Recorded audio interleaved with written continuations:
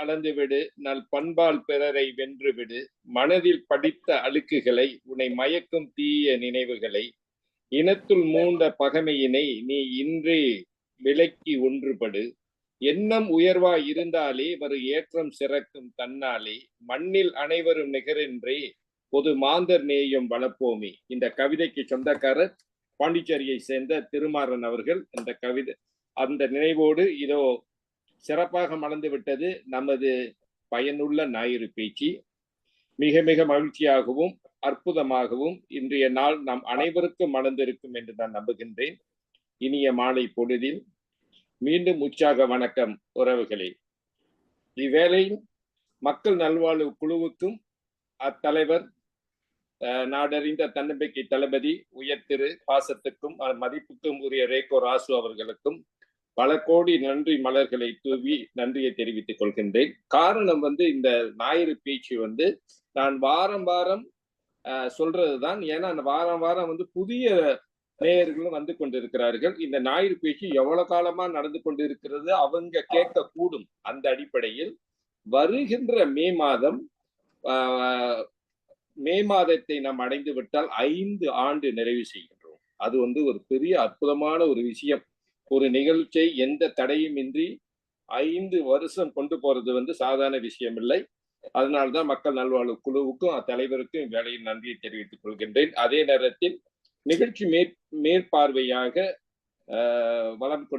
வலம் வந்து கொண்டிருப்பவர் குமாரி துர்கா அவர்கள். அவருக்கும் வேலையில் நன்றியை தெரிவித்துக் கொள்கிறேன். இதுக்கு அந்த முத்தாய் வைத்தது போல் இந்த நிகழ்ச்சி 5 ஆண்டுகள் நிறைவு செய்ய அடைந்து கொண்டிருக்கிறது சொல்றது காரணம் இந்த மக்கள் நம்மளுக்கு கொடுக்கின்ற வற்றாத ஆதரவு தான் காரணம். அவங்களுக்கு வேலையில் நன்றியும் பாராட்டியும் நாம் தெரிவித்துக் கொள்கின்றோம். அதனால ஞாயிறு பேச்சு என்பது ஒரு தனிமனித சிந்தனை, தனிமனித முன்னேற்றம் என்ற அந்த அடிப்படையில் தான் உதயமான ஒரு விஷயம் என்று சொன்னால் அது மிக இல்லை. கடந்த வாரம் தொழிலில் கட்டு ஒழுங்கமும் முன்னேற்றமும் என்ற தலைப்புல நமது ஈப்போவை சேர்ந்த சதாசிவம் பல விஷயத்தை இங்க முன்வைத்தாரு. அது இங்க வந்தவங்களுக்கு தெரியும். நிறைய விஷயங்கள். அது மட்டும் இல்ல, வார வாரம் நம்ம எடுத்துக்கிட்டா நம்ம ஞாயிற்றுக்கிழமை பேச்சு அந்த தலைப்பே மிக அற்புதமான தலைப்பாக இருக்கும். நமக்கு கொஞ்சம் முன்னோக்கி பார்த்தோம்னா கல்வி மேம்பாட்டில் பெற்றோர்களின் பங்கு. இதை நமது 2 வாரத்துக்கு முன்ன சிரமனை சேர்ந்த உயர் திரு கருணாகரன் அவருடைய பங்கு இங்க பதிவு செஞ்சுட்டு போனார். நமது மூளையின் செயல்பாடும் வாழ்க்கையின் வெற்றியும் டாக்டர் ஸ்ரீநாத் பேசியிருக்கிறார். இது நம்ம ஒவ்வொரு வாரமும் கொடுக்கின்ற தலைப்பு. மன ஆளுமை டாக்டர் பூரணி பேசியிருக்காங்க. உங்கள் எண்ணம் போலவே உங்கள் வாழ்க்கை அமையும் விஸ்வசங்கர் ஐயா பேசியிருக்காரு. ஆத்ம வலிமை டாக்டர் பூரணி மீண்டும் வளம் வந்திருக்காங்க. அச்சம் என்பது மடமையடா சிதம்பரம் அன்புஜோதி ஐயா பேசினாரு. மனம் ஒரு கருவி மட்டுமே மாஸ்டர் தன்னம்பிக்கை பாலசுப்ரமணியம் பேசிட்டு போயிருக்காரு. தன்முனைப்பே வாழ்க்கையின் வெற்றிக்கு அடிப்படை உயர் திரு உமையால் முனுசாமி பேசியிருக்காங்க. நமது மூளையின் செயல்பாடும் மனித குல முன்னேற்றமும் டாக்டர் ஸ்ரீநாத் பேசியிருக்காரு. நீங்கள் விரும்பும் வெற்றியை அடைவதற்கு உங்களை உருமாற்றிக் கொள்ள முடியும் மாஸ்டர் தன்னம்பிக்கை பாலசுப்ரமணியம். இது மாதிரி பல அற்புதமான தலைப்புல பல அற்புதமான பேச்சாளர்கள் இங்க இந்த ஞாயிறு பேச்சை அலங்கரித்தார்கள் என்றுதான் சொல்ல வேண்டும். அந்த வரிசையில் இன்றைய பேச்சாளர் நம்மளுக்கு புதியவர் அல்ல. அவர் ஏற்கனவே 2 முறை வந்திருக்காரு என்று நினைக்கிறேன், தவறாக சொல்லவில்லை என்றால். இது 3வது முறை. நல்ல ஒரு தலைப்பு, இன்றைய சூழ்நிலைக்கு தேவையான ஒரு தலைப்பு. பொருளாதார சுதந்திரம் என்ற தலைப்பு. அதாவது பைனான்சியல் இண்டிபெண்டன்ட் சொல்லுவாங்க. ஒரு வாழ்க்கையில நம்ம சுதந்திரமாக அமைய வேண்டும் என்றால் அதுக்கு பொருளாதார சுதந்திரம் ஒவ்வொரு தனி மனிதனுக்கும் தேவை என்றுதான் என்னுடைய கருத்து. அதனால இன்றைய பேச்சாளர் மிக அற்புதமா பேசக்கூடியவர். ஒரு பாலர் பள்ளியை நடத்தி வருகின்றார். எதிர்கால தொழில் அதிபராக வளம் வந்து கொண்டிருக்கிறார் என்றுதான் சொல்ல வேண்டும். வளர்ந்து கொண்டிருக்கிறார் என்று சொல்ல வேண்டும். ஆகையால அவருக்கு என்னுடைய வாழ்த்துக்கள். அவர்தான் சகோதரி ஷாமினி அவர்கள். நேரத்தை கடக்காமல் அவர் இன்றைய தலைப்பு என்ன பேச போகிறார் என்று நானும் மிக மிக ஆவலோடு காத்து கொண்டிருக்கிறேன். மக்கள் வந்த வண்ணம் வந்து கொண்டிருக்கிறார்கள். ஆகையால இப்ப வந்திருக்கிறவர்கள் அனைவரின் சார்பாக சகோதரி ஷாமினி அவர்களை அன்போடு அழைக்கின்றேன். அம்மா, உங்களுடைய பேச்சை தொடங்கலாம். வணக்கம். வணக்கம். நன்றி ஐயா. எல்லாருக்கும் நன்றி, மாலை வணக்கம். இன்னைக்கு ஐயா சொன்னது போல 3வது முறை நான் இந்த ஞாயிறு பேச்சுக்கு வர்றது. உண்மையிலே ஞாயிறு பேச்சுக்கு வர்றது அது ஒரு கொடுப்பனை தான். ஏன்னா நம்மளுக்கு கிடைக்கிற அந்த கொஞ்சம் நாலேஜோ இல்லாட்டி எக்ஸ்பீரியன்ஸோ அது மத்தவங்க கூட நம்ம ஷேர் பண்ணும்போது அது மத்தவங்களுக்கும் போய் சேருது, நம்மளையே யோசிக்க வைக்குது. இப்ப இன்னைக்கு இந்த ஒரு டாபிக்ல நான் பேசுறேன்னா இது நான் பேசணும்னு மட்டும் இல்லாம அந்த டாபிக்க பேசும்போது என்னையே நிறைய யோசிக்க வச்சுச்சு. ஸோ அதனால இந்த ஒரு ஞாயிறு பேச்சு எப்பவுமே தொடர்ந்து வரணும்ன்ட்டு நானும் வேண்டிக்கிறேன். அண்ட் எப்பவுமே இந்த ஞாயிறு பேச்சுக்கு சப்போர்ட் பண்றவங்களுக்கு ரொம்ப நன்றி. Thank you so much. அண்ட் எனக்கு இந்த வாய்ப்பு கொடுத்ததுக்கும் ரொம்ப நன்றி. என்னோட 2 முறை நான் இங்க வந்தப்ப நான் நேரடியா பேசியிருந்தேன், ஸ்லைட்ஸ் இல்லை. பட் இந்த தடவை நான் கொஞ்சம் ஸ்லைட்ஸ் எல்லாம் ப்ரிப்பேர் பண்ணிட்டு வந்திருக்கேன். ஸோ இப்ப நான் அந்த ஸ்லைட்ஸ் தொடர்ந்து நான் உங்ககிட்ட என்ன பேசுறேன். நான் பேச இடையில உங்களுக்கு ஏதோ கொஸ்டின்ஸ் இருந்தாலும் நீங்க கேட்கலாம், இல்ல எனக்கே கொஸ்டின்ஸ் இருந்தாலும் நான் உங்களை கேட்கலாம். அப்ப நீங்க எனக்கு சொல்லலாம். ஏன்னா எப்பவுமே நம்ம ஒரு ஆள் பேசிட்டு இருந்தாலுமே அது ரொம்ப காமனான ஒரு விஷயம். பட் அது ஒரு உரையாடலா இருந்தா இன்னுமே நல்லா இருக்கும். சரிங்க, ஓகேனா இப்ப நம்ம ஸ்லைட்ஸ்க்கு போலாம்.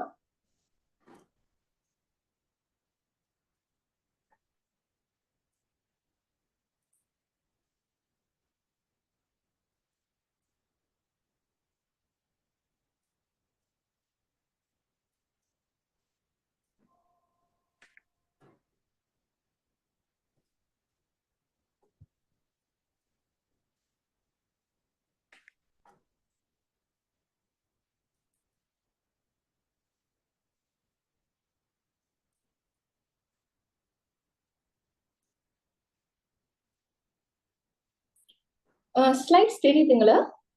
தெரியுதுமா, தெரியுது. ஓகே, சரி. இப்ப நான் ஆரம்பிக்கிறேன். ஸோ ஃபைனான்சியல் ஃப்ரீடம் இது நான் ஃபுல்லா இங்கிலீஷ்ல தான் செஞ்சிருக்கேன். ஆனா நான் என்னால முடிஞ்ச அளவுக்கு மொழிபெயர்த்து நான் தமிழ்ல நான் சொல்றேன். ஆனா ஒரு டேர்ம்ஸ் இங்கிலீஷ்ல வரும்போது நான் இங்கிலீஷ்ல கொஞ்சம் எக்ஸ்பிளைன் பண்ணிடுறேன். ஓகே, ஃபைனான்சியல் ஃப்ரீடம் இதை பத்தி நீங்க எல்லாம் என்ன நினைக்கிறீங்க? ஃபைனான்ஸ்னா எல்லாருக்குமே தெரியும். ஆனா அந்த ஃபைனான்ஸ்லயே நம்ம ஃப்ரீடம் ஆயிடுறோம். அது நீங்களே யாராவது சொல்லுங்களேன். அப்படி ஒரு விஷயம் இந்த ஃபைனான்சியல் ஃப்ரீடம் பத்தி நீங்க உங்களோட கருத்து யாராவது?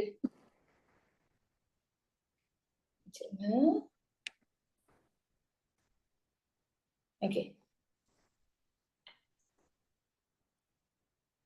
மிஸ் துர்கா இருக்கீங்களா? இருக்காங்க. யாராவது ஃபைனான்சியல் ஃப்ரீடம் இதை பத்தி நம்ம யோசிச்சிருக்கீங்களா? யாராவது யோசிச்சிருக்குமா? ஃபைனான்சியல் ஓகே, நம்ம எல்லாருமே பொருளாதாரத்தை பத்தி யோசிச்சிருக்கோம். ஆனா அது நம்மளுக்கு ஃப்ரீடம் கொடுக்குமா? அது நம்மளுக்கு ஒரு இந்த மாதிரியான ஒரு கண்டிஷன், ஃப்ரீடம்ன்ற ஒரு கண்டிஷன் இருக்குன்னு நம்ம யோசிச்சிருக்கோமா? குறைவு தானே. எப்பவுமே நம்ம வேலை செய்யறோம், அதாவது வேலை செய்யற மணிக்கு படிச்சுட்ட பிறகு நம்ம வேலைக்கு போயிடுவோம். அப்ப வேலைக்கு போனோன்னா நம்ம நோக்கம் எல்லாமே ஃபைனான்ஸ், அதாவது சம்பாதிக்கணும். இன்னைக்கு வரைக்கும் அப்படிதான் இருக்கும். ஆனா இதுல இருந்து எப்ப நம்மளுக்கு ஒரு ஃப்ரீடம் கிடைக்கும். அதாவது ஃபைனான்சியலுக்காக தான் நம்ம எல்லாமே செய்யறோம். ஆனா அந்த ஃபைனான்சியல்லி நம்மளுக்கு ஃப்ரீடம் கிடைச்சா எப்படி இருக்கும்? ஸோ ஃபர்ஸ்ட் ஃபைனான்சியல் ஃப்ரீடம்னா என்னது? ஓகே, அடுத்த ஸ்லைட் போகலாம். ஓகே, வாட் இஸ் ஃபைனான்சியல் ஃப்ரீடம்க்கு போற முன்னுக்கு நம்ம எல்லாமே ஃபைனான்சியலோட பிளானிங் என்னன்னு தெரிஞ்சுக்கணும். அப்ப ஃபைனான்சியல் ஃப்ரீடம் அது என்னன்னு பாத்தீங்கன்னா, ஓகே, நிறைய பேர் நினைக்கிறாங்க ஃபைனான்சியல் ஃப்ரீடம்னா ஒரு ஃபைனான்சியலோட இண்டிபெண்டன்ஸ், அதாவது லைக் நம்ம வேலை செய்யாமே காசு கண்டினியூஸா வருதுன்ட்டு. நிறைய பேர் அப்படிதானே. இல்லாட்டி ஃபைனான்சியல் ஃப்ரீடம் வந்துட்டு நம்மளுக்கு கடன் இல்லாததுன்னு நினைக்கிறாங்க. ஆக்சுவலி அது 2மே இல்ல. ஏன்னா, நம்ப வந்து ஃபைனான்சியல் ஆ ஃப்ரீடம்ன்றது வந்துட்டு, அ நம்மளுக்கு கடன் இல்லாம இருக்கிற ஒரு சூழ்நிலை வந்துச்சுன்னா, அது வந்துட்டு நம்ப வாழ்க்கைய வந்துட்டு அ கன்டின்யூ ஆவாது. இப்ப நம்ம எல்லாரும் நினைக்கிறோம், நம்ம எல்லாருக்கும் கடன் இருக்கு. ஆமா தானே? ஆனா, உங்களுக்கு கடனே இல்லாம இருக்குன்னு வச்சுக்கோங்களேன். அது கூட வந்துட்டு ஒரு நல்ல ஒரு சிச்சுவேஷன் இல்ல. கடன் இருக்கணும். ஆனா, அந்த கடன அடைக்கிறதுக்கான பிளானிங் பின்னாடி இருக்கணும். சோ அதுதான் ஃபைனான்சியலோட பிளானிங். அப்ப ஃப்ரீடம் போற முன்னுக்கு நம்ம ஃபைனான்சியல் பிளானிங் பார்ப்போம். So what is financial planning? 1வது பார்த்தீங்கன்னா, அசெஸிங் அவர் கரண்ட் ஃபைனான்சியல் சிச்சுவேஷன். அப்படின்னா, இப்ப இன்னைக்கு உள்ள சூழ்நிலையில நம்மளோட பொருளாதாரம் எப்படி இருக்கு? நம்மளோடனா உங்களோட பெர்சனல் பொருளாதாரம். அதாவது உங்க பேங்க் பேலன்ஸா இருக்கட்டும், நீங்க எடுக்கிற சம்பளமா இருக்கட்டும், அதுக்கு அப்புறம் அதை யூஸ் பண்ற எக்ஸ்பென்சஸா இருக்கட்டும். இது எல்லாமே எந்த சிச்சுவேஷன்ல இருக்கு? ரொம்ப நல்ல சிச்சுவேஷன்ல இருக்கா? மீடியமான சிச்சுவேஷன் இருக்கா? ஐயோ! முடியலையே அந்த சிச்சுவேஷன்ல இருக்கா? சோ நம்ம எல்லாருக்கும் அத யோசிக்கும்போது ஒரு மாரியான ஒரு ஸ்ட்ரெஸ் வரும் இல்லையா? ஏன்னா எப்பவுமே இது வந்து பத்தாதுன்ற ஒரு சிச்சுவேஷன் தான் எப்பவுமே இருந்திருக்கு தவிர, போதும்னு சொல்லி வந்துட்டு ரொம்ப குறைவு இல்லையா? ஓகே. இப்ப ஃபைனான்சியல் அப்ப நம்ம என்ன பண்ணணும்? நம்ப எந்த சிச்சுவேஷன்ல இருக்கோம்னு ரொம்ப ஜெனுவினா, அதாவது நம்மள ஏமாத்திக்க கூடாது ஆக்சுவலி. சில பேர் என்ன சொல்றாங்கன்னா, ஆ நம்ம எவ்வளவுதான் சம்பாதிச்சாலும் பத்தாது. அதனால இவ்வளோ இருந்தா போதும்னு சொல்றாங்க. அது உண்மைதான். ஆனா, அது யாரு சொல்லணும்னா, சம்பாரிச்சு ஒரு ஒரு ஒரு அளவு அதாவது அவங்களுக்கு எவ்வளோ வேணும்னு ஒரு டார்கெட் இருக்கும்ல, அத சம்பாரிச்சு பிறகு அவங்க சொன்னா பரவால்ல. அதாவது அவங்களுக்கு ஒரு 1,000,000 வேணும்னு வச்சுக்கங்களேன். ஒரு 1,000,000 சம்பாரிச்சு முடிச்சுட்டாங்க. அதுக்கப்புறமா அவங்களுக்கு தெரியுது, ஒ இன்னும் தேவைகள் இருக்குன்னு. அப்ப அந்த குரூப் ஆஃப் பீப்பிள் சொன்னா நம்ம ஏத்துக்கலாம். ஆனா, நம்ம இன்னும் சம்பாதிக்கவே இல்ல. நம்மளுக்கு தெரியும். நம்மளுக்கு ஒரு 1,000,000 2,000,000 தேவைப்படும். ஆனா நம்ம சம்பாதிக்கவே இல்ல. ஆனா சம்பாதிக்கிற முன்னுக்கே நம்ம சொல்றோம்னா, அது சரியில்ல. அப்ப உண்மை என்னன்னா, அந்த உண்மையிலேயே சம்பாரிச்சவங்க தெரியுமா? அது ஆக்சுவலி அப்படி சொல்ல மாட்டாங்க. ஏன்னா எல்லாமே ஒரு பிளானிங்கோட போவாங்க. அப்ப இந்த எவ்வளவுதான் சம்பாரிச்சாலும் பத்தாதுன்ற ஒரு விஷயம் பொய். அந்த மாதிரியான சின்ன சின்ன ஒயிட் லைஸ் சொல்லுவாங்க. நம்மள சமாதானப்படுத்திக்கிறதுக்கான உள்ள சின்ன சின்ன பொய்கள். நம்மளுக்கு சொல்லப்பட்டது. எவ்வளவுதான் சம்பாதிச்சாலும் பத்தாது. ஒட்டுற காசு தான் ஒட்டும். இதெல்லாம் என்ன நம்மள எப்படி வழி நடத்துதுன்னா, நம்ம நம்மளுக்கு எல்லா அபாண்டன்ஸும் இருக்கு. இந்த மலேசியாலயோ, இந்த ஜோஹர்லயோ, இந்த கேரளயோ எல்லாமே இருக்கு. ஆனா, நம்ம போயிட்டு அத எடுக்கிற முன்னுக்கு இந்த மாரி ஒரு ஐடியா வருதுங்க இல்லையா? நம் நம்ம எவ்வளவுதான் போனாலும் பத்தாது. அப்ப அதனால நமக்கு சக்திக்கு எவ்வளவு முடியுமோ அவ்வளவு போங்கன்ற ஒரு ஐடியா நம்மளுக்கு விதிக்கப்பட்டிருக்கு. அதனால அபாண்டன்ஸ் அங்க இருக்கு. அதாவது கொட்டி கிடக்கு காசு. ஆனா, அத போய் எடுக்கிறதுக்கான அந்த அந்த ஒரு தைரியம் ஏன் இல்லன்னா, இந்த மாரி வார்த்தைகள். எவ்வளவு சம்பாரிச்சாலும் பத்தாது. அதனால இருக்கிறத வச்சு சந்தோஷமா இருப்பாங்க. ஆக்சுவலி அந்த மாரி இல்ல. உங்களுக்கு எவ்வளவு வேணுமோ அது ஆ யூனிவர்ஸ் உங்களுக்கு குடுக்க ரெடியா இருக்கு. ஆனா நம்ம அந்த பிளானிங்க போட்டோமா? அதுதான் கொஸ்டின் மார்க். ஓகேங்களா? சோ அந்த பிளானிங் போடுற முன்னுக்கு, இப்ப கரண்ட் சிச்சுவேஷன்ல நம்ம ஃபைனான்சியல் சிச்சுவேஷன் எப்படி இருக்குன்னு உண்மையிலே ஜெனுவினா நம்ம ஒத்துக்கணும். அப்ப நம்மளுக்கு தெரியுது ஆக்சுவலி பத்தலன்னு. ஆனா போதும் இத வச்சு சமாளிச்சிடலாம். அது செய்யக்கூடாது. பத்தலன்னா பத்தல.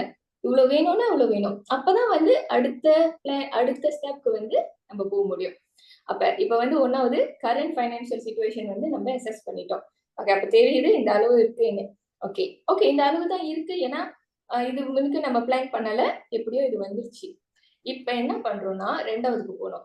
Identify current and future needs. இப்ப இருக்கிற தேவைகள் போக ஃபியூச்சர் அதாவது நம்மளோட ஆ நம்மளோட ஒரு 10 வருஷம் சென்றோ, 20 வருஷம் சென்றோ அந்த டைம்ல உள்ள நீட்ஸ இப்பவே யோசிக்கணும். நெறைய பேர் நம்ம என்ன பண்றோம்னா, போற போக்குல அப்படியே போயிர்றோம். ஒரு 20 வருஷம் வாழ்ந்தாச்சு, 30 வருஷம் வாழ்ந்தாச்சு, 40 வருஷம் வாழ்ந்தாச்சு, இன்னும் ஒரு 10, 20 வருஷம் வாழ்ற மாட்டோமான்ட்டு.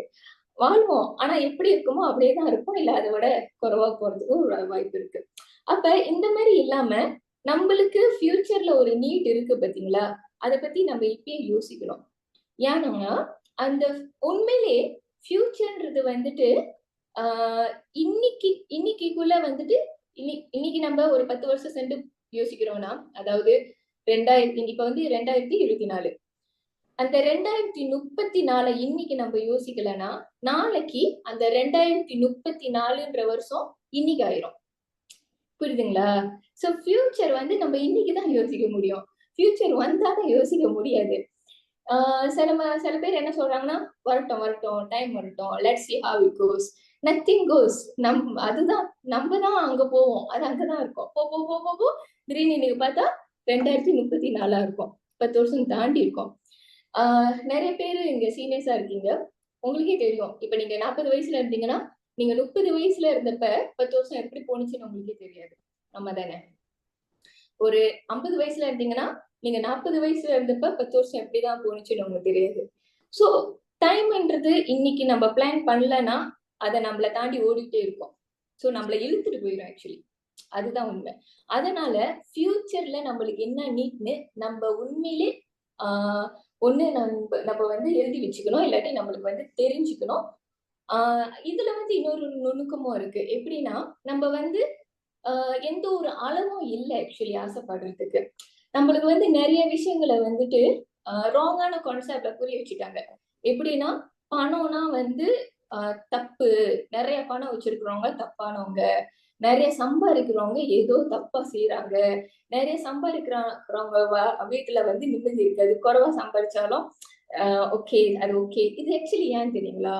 முந்தி உள்ள பழைய படம் எல்லாம் பாத்தீங்கன்னா, தமிழ் படத்துல இந்த குடிசை வீட்டுல இந்த வெரி நார்மலான இருக்கிறவங்க வீட்டுலதான் ஹீரோ இருப்பாரு. அப்புறம் வில்லன் பாத்தீங்கன்னா நல்ல ஒரு பெரிய பங்களால இந்த மாதிரி பெரிய ஒரு இதுல இருந்தா வருவாரு. அப்ப வில்லனுக்கு எப்பவுமே அந்த ஒரு பணக்கார ஒரு லுக்கு, வேற ஹீரோக்கு எப்பவுமே அந்த ஒரு மாடரேட்டான ஒரு ஏழை லுக்கு. உண்மைதானே? பழைய காலத்துல இருந்து இப்ப வரைக்கும் இல்ல விக்ரம் படம் அந்த மாதிரிதான் வந்துட்டு இருக்கு. அப்ப அதெல்லாம் நம்ம பார்க்க நம்மளுக்கு வந்து ஒரு மாதிரியான ரொம்ப பணம் வச்சிருந்தா வந்துட்டு நாட் சோ குட், இவ்வளவு இருந்தா போதும், அந்த மாதிரியான நிறைய விஷயங்கள் வந்து பதிக்கப்பட்டது நம்மளோட மைண்ட்ல. ஆனா உண்மை என்னன்னா, இந்த உலகத்திலயும் சரி, இந்த இயற்கையிலயும் சரி, எதுவுமே சரியில்லை, சரின்னு எதுவும் சொல்ல முடியாது, தவறுன்னு எதுவும் சொல்ல முடியாது. எல்லாத்துக்கும் ஒரு இஃபெக்ட் இருக்கும். லைக் அது நியூட்டன் லா மாதிரி, நீங்க என்ன செஞ்சாலும் அதுக்கான ஒரு இஃபெக்ட் இருக்கும். அவ்வளவுதான். நீங்க வந்துட்டு பணத்தை தப்புன்னு பாத்தீங்கன்னா தப்பான விஷயங்கள் நடக்கும். இதே பணம் எனக்கு வேணும், பணம் ரொம்ப நல்லதுன்னு பாத்தீங்கன்னா பணத்தால நல்ல விஷயம் நடக்கும். இதுதான் நடக்குது தவிர நம்ம எதுக்கும் வந்துட்டு இதுதான் வழி, இதுதான் தியரின்னு பிக்ஸா எதுவுமே இல்லை. சரிங்களா?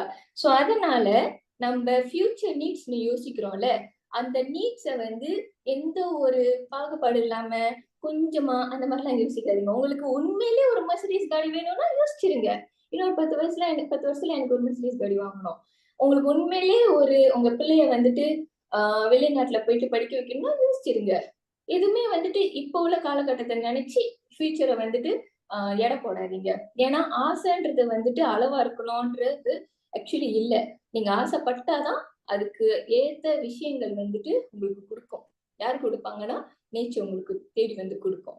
அப்ப ஆசைப்படுறதுலயோ இல்ல ஃபியூச்சர் நீட்ஸ் என்னன்னு தேவை, அப்ப அதை நம்ம யோசிக்கிறதுக்கே குறைவா யோசிச்சோம்னா அப்ப எப்படி அதோட வழிகள் வரும் சொல்லுங்க? சோ இதெல்லாம் தான் வந்துட்டு நம்ம கொஞ்சம் மாத்தணும். அப்ப ஒரு விஷயத்த யோசிக்கிறோம், நல்லா பெருசா யோசிக்கணும். எப்படின்னா, இப்ப நம்ம ஒரு சொல்லுகள் இருக்குல்ல, லைக் எனக்கு இவ்வளவு இருந்தா போதும், அந்த மாதிரிலாம் சின்னதா யோசிக்கணும், நல்லா பெருசா யோசிக்கணும். அப்பதான் வந்துட்டு நம்ம அடுத்த விஷயங்களும் வந்து நம்மளுக்கு வந்து நிறைய பெரிய பெரிய விஷயங்களா வந்து சேரும். ஓகே, இப்ப வந்து ஃபியூச்சர் நீட்ஸை யோசிச்சேன். அப்ப ஃபியூச்சர் நீட்ஸ்னா ஒரு ஆளுக்கும் ஒரு மாதிரி இருக்கும். இப்ப எப்படின்னா, ஒரு தாய் ஒரு ஃபாதர் மாதிரி இருக்கீங்க இங்க. அப்ப இந்த ஃபாதர் மாதிரி என்ன நினைப்பீங்க? ஃபியூச்சர் நீட்ஸ் கண்டிப்பா பிள்ளைங்களை நினைப்பீங்க. பிள்ளைங்களை கொண்டு போயிட்டு வெளிநாட்டுல படிக்க வைக்கணும், இல்ல உங்க வீடை ரெனோவேட் பண்ணணும், இல்லாட்டி இன்னொரு புது வீடு வாங்கணும். ஒரு 20 வயசு பிள்ளைங்க இங்க இருந்தா 20+ பிள்ளைங்க இருந்தா நீங்க கண்டிப்பா ஒரு நல்ல பட்டிகா, ஒரு BMW, ஒரு மெர்சிடிஸ் வாங்கணும், ஒரு நல்ல வீடு வாங்கணும், இந்த மாதிரிலாம் நினைப்பீங்களா? சில பேர் வந்து வருஷத்துக்கு ஒருக்க வெக்கேஷன் போகணும். இதெல்லாம் என்ன நினைக்கிறீங்களோ எல்லாத்துக்கும் அதோட 3வது செட், அதோட எவ்வளோன்னு பாத்துக்கங்க, எவ்வளவு வரும்ன்றது. ஓகே, மூணாவது set future financial goals. Okay, இப்போ உங்களுக்கு தெரிஞ்சிருச்சு இப்போ மெர்சிடிஸ் வாங்குறதுக்கு எவ்வளவு தேவை, ஒரு வீடு வாங்குறதுக்கு எவ்வளவு தேவை, ஒரு வெக்கேஷன் போறதுக்கு எவ்வளவு தேவை, பிள்ளைய ஓவர்சீஸ்லயோ இல்ல இங்க ஒரு பிரைவேட் யூனிவர்சிட்டிலயோ படிக்க வரதுக்கு எவ்வளவு தேவைன்னு எல்லாமே வந்து நீங்க கணக்கு போட்டு வச்சுக்கணும். சரிங்களா? எல்லாமே வந்து போற போக்குல நடந்துரும்னு இருக்கக்கூடாது. நடக்கும், ஆனா உங்களுக்கு ஏத்த மாதிரி நடக்காது. அதுக்கப்புறம் நம்ம யாரையும் குறை சொல்லி புண்ணியம் இல்லை. ஏன்னா நம்மளுக்கு கேட்கலையே, நம்ம ஒரு விஷயத்த கேட்கலையே, நம்மளுக்கு இதுதான் வேணும்னு நம்ம போற போக்குல எல்லாம் விட்டுட்டோம். அப்ப போற போக்குல என்ன கிடைக்குதோ கிடைச்சிடும். சோ அந்த சிச்சுவேஷன்ல சொல்லக்கூடாது எனக்கு இது கிடைக்கலன்னு. இப்ப நம்மளுக்கு டைம் இருக்கு, பிளான் பண்ணணும். சோ மூணாவது set future financial goals. So நம்மளுக்கு தெரியுது இதுதான் வேணும்னா ஃபியூச்சர்ல எவ்வளவு இவ்வளவு அமௌண்ட் வந்து என் ஃபியூச்சர்ல இருக்கணும்னு இன்னைக்கு பிளான் பண்ணணும். எப்படின்னா நீங்க வந்து எல்லாத்தையும் எழுதி உங்களுக்கு ஒரு 3 மில்லியன் தேவைப்படுது. 3 மில்லியன் இருந்தா உங்களோட எல்லா விஷயங்களும் நீங்க செட்டில் பண்ணிடுவீங்கன்னு ஒரு கணக்கு போட்டீங்கன்னா அந்த 3 மில்லியன் தான் உங்களோட ஃபைனான்சியல் கோல். சரிங்களா? அப்ப அந்த ஃபைனான்சியல் அதுதான் அந்த செட் த ஃபியூச்சர் ஃபைனான்சியல் கோல் ரொம்ப ரொம்ப முக்கியம். எனக்கு இவ்வளவு காசு இருக்கணும், இவ்வளவு காசு அது வந்து எப்படி வேணாலும் வரலாம். ஒரு மேபி 3 மில்லியன்னா ஒரு 1 மில்லியன் வந்துட்டு அப்புறம் 2 மில்லியன் அப்புறம் 3வது மில்லியன் நீங்க கிரியேட் பண்ணலாம். இல்ல 3 மில்லியன் ஒன்னாவே வரலாம். அது லேட்டு நம்ம எப்படி அதை பிளான் பண்ண போறோம். ஆனா எவ்வளவு வேணும்ன்றத செட் பண்ணிக்கணும். இப்ப 4வது இதுதான் strategies on how to achieve the financial goals. இங்கதான் வந்து நீங்க வந்து பிளான் பண்ணணும். பிளான் பண்ணணும்னா வடிவில சொல்லியிருக்காருல, என்ன பண்ணாலும் ரொம்ப பிளான் பண்ணி பண்ணணும்ட்டு. சோ அப்ப என்ன சொல்றாங்கன்னா அதாவது நம்ம வந்து ஒரு விஷயம், அதாவது ஸ்ட்ராட்டஜி, உங்களுக்கு ஒரு விஷயம் வேணும்னா நீங்க வந்துட்டு அதோட ஸ்ட்ராட்டஜி எப்படி வந்து நீங்க அந்த ஃபைனான்சியல் கோலை அடைய போறீங்க. சோ ஒரு ஸ்ட்ராட்டஜி இருந்தா மட்டும் தான் முடியும்னு இல்லை. நீங்க ஒரு 2-3 ஸ்ட்ராட்டஜி வச்சுக்கோங்க. ஓகே, ஆனா என்ன ஸ்ட்ராட்டஜின்றது வந்துட்டு நீங்க வந்துட்டு நிறைய பேர்கிட்ட பேசலாம். இப்ப உங்களுக்கு தெரியுது ஒரு 3 மில்லியன் இருந்தா நீங்க வந்துட்டு இந்த கோல் அடைவீங்கன்ட்டு. இத பேசுறதுக்கே நீங்க வந்து ஒரு சரியான ஆள்கிட்ட நீங்க பேசணும். ஆனா நீங்க பேசுங்க, எல்லாருக்கிட்டையும் நீங்க பேசுங்க, இந்த மாதிரி பண்ண என்ன. அப்ப அவங்க வந்து ஏதாவது ஒரு விஷயம் நம்ம வந்து நம்ம எண்ணத்திலேருந்தோ இல்ல வாயிலேருந்தோ வெளியே வந்துச்சுன்னா அந்த விஷயத்த செய்யறவங்களோ இல்ல குடுக்குறவங்களோ இல்ல அந்த விஷயத்துல ஈடுபட்டவங்களோ ஆட்டோமேட்டிக்கா அவங்களை தேடி வருவாங்க. இதுதான் லா ஆஃப் நேச்சர். அப்ப நீங்க போயிட்டு எதையும் போய் இனிமே புக் எல்லாம் எடுத்து போய் ஃபைனான்ஸ் எல்லாம் படிக்க தேவையில்ல. உங்களுக்கு 3 மில்லியன் எனக்கு வேணும், நான் என்ன பண்ணணும்? அப்ப இதேதான் உங்க கோல். அப்ப ஒண்ணு நீங்க நினைக்கலாம், இல்ல வெளியே சொல்லலாம். அப்ப சொல்ல அது வேர்ட் ஆஃப் மவுத்ல போட்டு ஒரு வைப்ரேஷனா போய் இதே விஷயத்த சில பேர் தேடுவாங்க. இல்ல இதே விஷயத்த எப்படி அடையிறதுன்னு சில பேருக்கு வந்துட்டு அந்த ஐடியா இருக்கும். அப்ப அந்த ஐடியா இருக்கிறவங்கள நீங்க போய் மீட் பண்ணக்குள்ள உங்களுக்கு ஸ்ட்ராட்டஜி என்னன்னு தெரிஞ்சிடும். இதுதான் மெத்தட். அப்ப என்னன்னா உங்களுக்கு என்ன வேணும், எவ்வளவு பணம் வேணும்ன்றது வந்து நீங்க கால்குலேட் பண்ணி வச்சுக்கணும். அத வந்துட்டு நீங்க வந்து நிறைய பேர்கிட்ட இல்ல நிறைய ஃபைனான்ஸ் தெரிஞ்சவங்கள்ட்ட வந்துட்டு நீங்க நிறைய டிஸ்கஸ் பண்ணணும். அதான் ஸ்ட்ராட்டஜி. உங்களுக்கு என்ன ஸ்ட்ராட்டஜி தெரியுமோ அதை வந்து நீங்க எழுதி வச்சு எது வந்து உங்களால மூவ் பண்ண முடியுமோ நம்ம நோக்கி போகணும். ஓகேங்களா? இதுதான் வந்து ஃபைனான்சியல் பிளானிங். இப்ப இதோட டீட்டெயில் இன்னும் நம்ம கொஞ்சம் போவோம். இதுல ஏதாவது கேள்விகள் இருக்கா? இல்ல. அடுத்து why need to do financial planning. இப்ப financial planning என்னன்னு நான் சொல்லிட்டேன். அப்ப ஏன் செய்யணும், ஏன் financial planning செய்யணும்? நம்ம அப்படியே போற போக்குல போய்க்கலாமே. ஏன் இதெல்லாம் செய்யணும்னு கேட்டீங்கன்னா போலாம். ஆனா ஏன் செய்யணும்ன்ற சில ரீசன் வந்து நான் இங்க சொல்றேன். ஒன்னாவது, to break the financial crisis curse around us. இது ஒரு சாபக்கேடு. நம்மளோட இந்தியன் சமுதாயத்துக்கும் சரி, எல்லா சமுதாயத்துக்கும் தான். ஆனா ஸ்பெஷலா இந்த ஒரு பிளாட்ஃபார்ம்ல நம்ம இந்தியன் தமிழங்களா பேசுறதுனால நம்மளுக்கே இந்த சாபக்கேடு இருக்கு. ஒத்துக்கிறீங்க எல்லாரும்? ரைட்னா? ஓகே. அப்ப இந்த ஃபைனான்சியல் கிரைசிஸ் வந்து அது ஒரு கண்டிஷன் இல்லை, இட்ஸ் a curse. இந்த கர்ஸோட செயினை வந்து நீங்க தான் உடைக்க முடியும். இப்ப யோசிச்சு பாருங்க, உங்களோட தாத்தா பாட்டி அவங்க வந்து ஏதாவது இன்னும் கொஞ்சம் ஏதாவது நல்லது செஞ்சிருப்பாங்க. ஏதாவது அவங்க இருக்கிற கம்ஃபர்ட்ல இருந்து ஏதாவது கொஞ்சம் எக்ஸ்ட்ரா எஃபர்ட் போட்டு உங்களுக்கான ஒரு விஷயத்த குடுத்திருப்பாங்க. இப்ப நீங்க அதுல இருந்து ஒரு 5% தான் பெட்டரா செஞ்சீங்கன்னா, அந்த ஒரு லைஃப் ஸ்டைல் தான் உங்க பிள்ளைங்களுக்கு குடுக்க போறீங்க. ஆனா ஃபைனான்சியல் கிரைசிஸ் எப்படி தெரியுமா வரும்? நீங்க ஓகே. நீங்க வந்து ஒரு ஒரு ஒரு ஒரு சர்டன் பெர்சன்டேஜ்ல இருக்கீங்க. ஓகேங்களா? அந்த ஆனா உங்க பிள்ளைக்கு வந்து உங்கள விட ஒரு 5லேருந்து 10% பெட்டரான லைஃப் குடுக்குறீங்க வைங்க. எப்படின்னா, நீங்க வந்து ஒரு ஒரு ஒரு நார்மலான ஒரு வீடு வச்சிருக்கீங்க, ஒரு காடி வச்சிருக்கீங்க. அண்ட் நார்மல் ஒரு மீடியம் லைஃப் வாழ்றீங்க. இத விட பிள்ளைக்கு வந்து பெட்டரான ஒரு ஒரு படிப்பு குடுத்துட்டீங்க. ஒரு டிகிரி முடிச்சுட்டாங்க பிள்ளை. அவங்க சொந்தமா வேலை தேடி போயிருவாங்க. அப்ப நீங்க ஏர்ன் பண்ணத விட பிள்ளை ஒரு 3000மோ இல்ல 6000மோ எக்ஸ்ட்ரா ஏர்ன் பண்ண போறாங்க.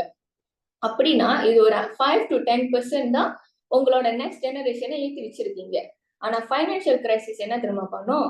50% ஏறும். சம்டைம்ஸ் 100% ஏறும். அப்ப அந்த சிச்சுவேஷன்ல நம்ம நெக்ஸ்ட் ஜெனரேஷனும் அதே கிறிஸ்குள்ள தான் உழுவுறாங்க. புரியுதுங்களா?